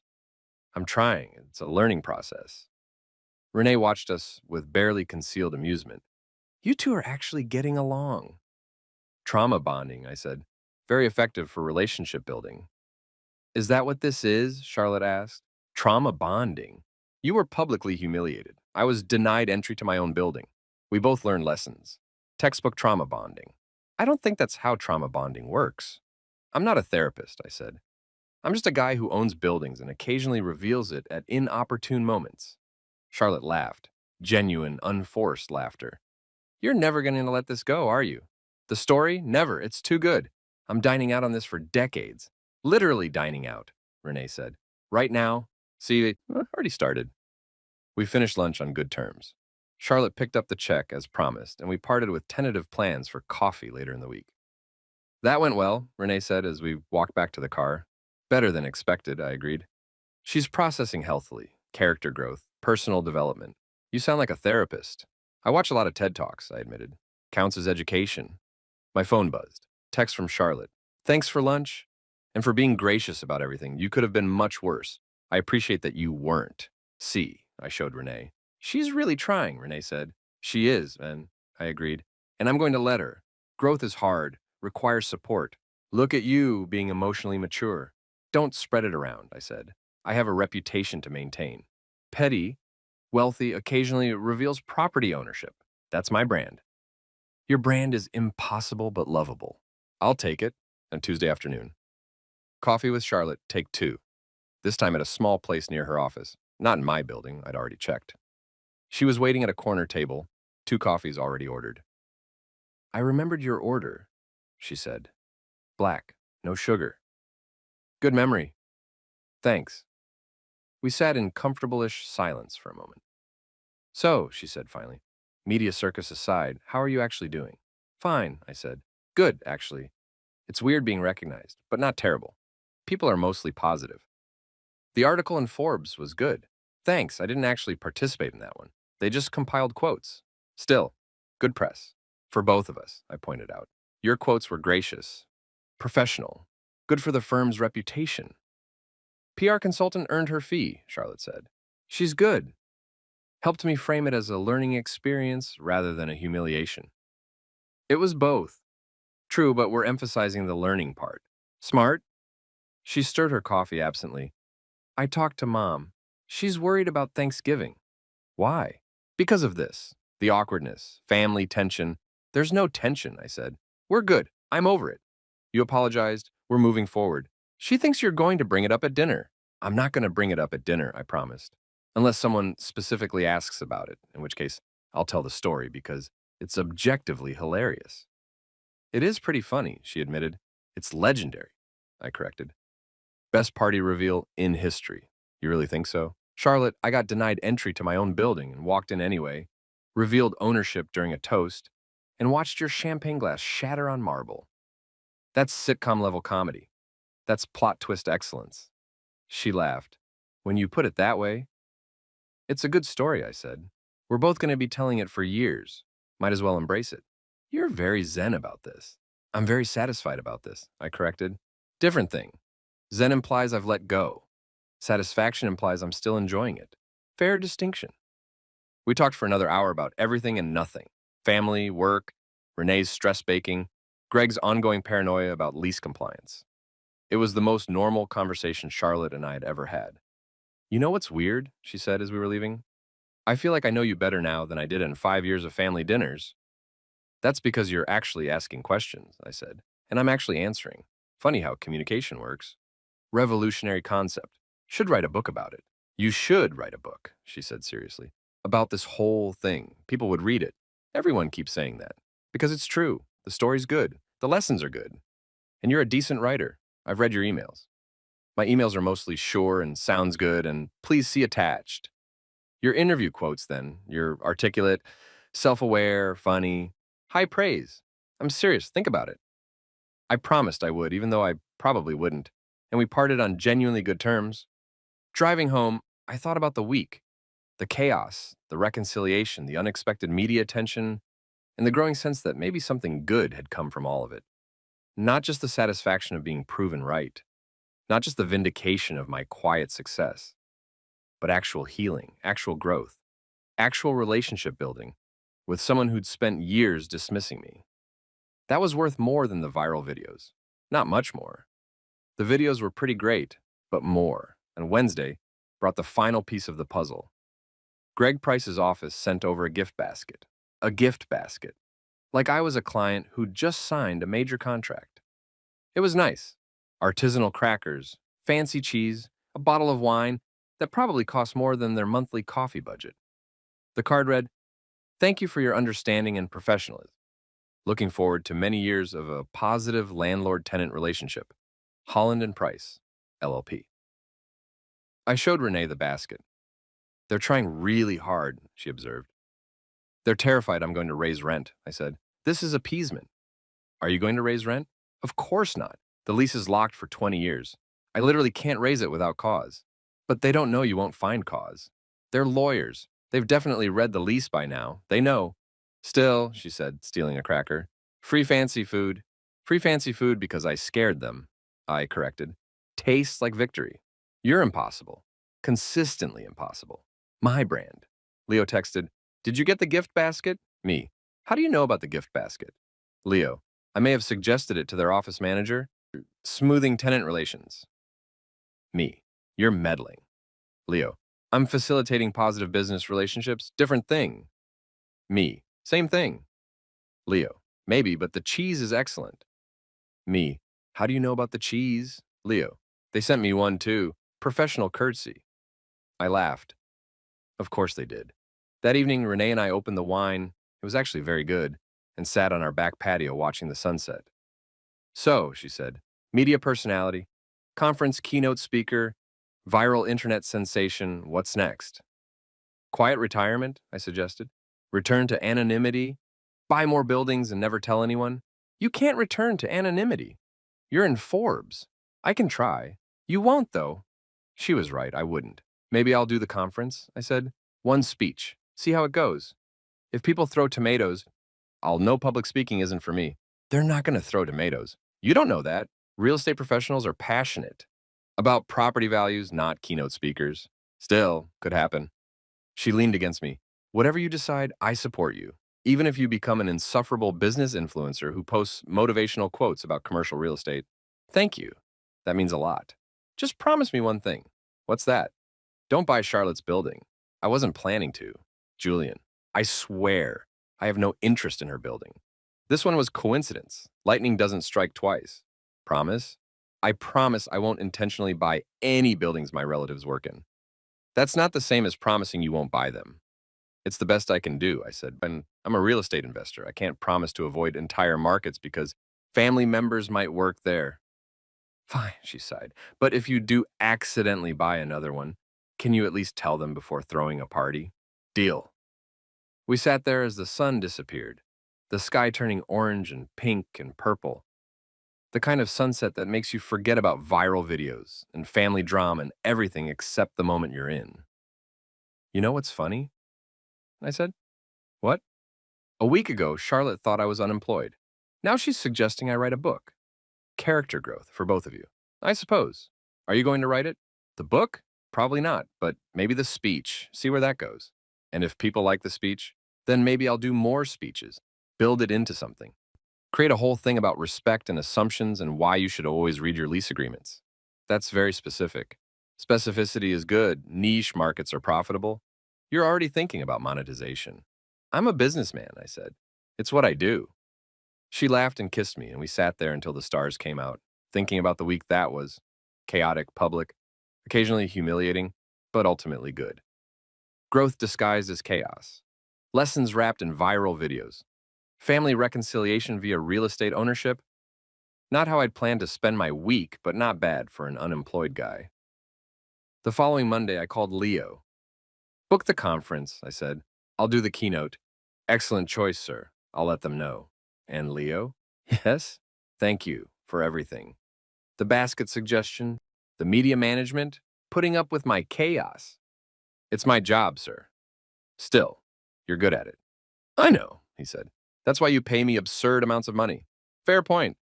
I hung up and looked around my home office. Comfortable, quiet, filled with evidence of a successful career most people never knew about. Used to never know about. Now everyone knew. And somehow that was okay. Better than okay.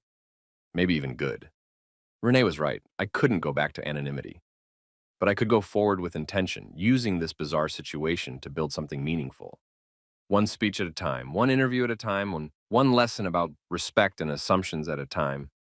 Not bad for a guy who just wanted to support his wife at her sister's party. Not bad at all.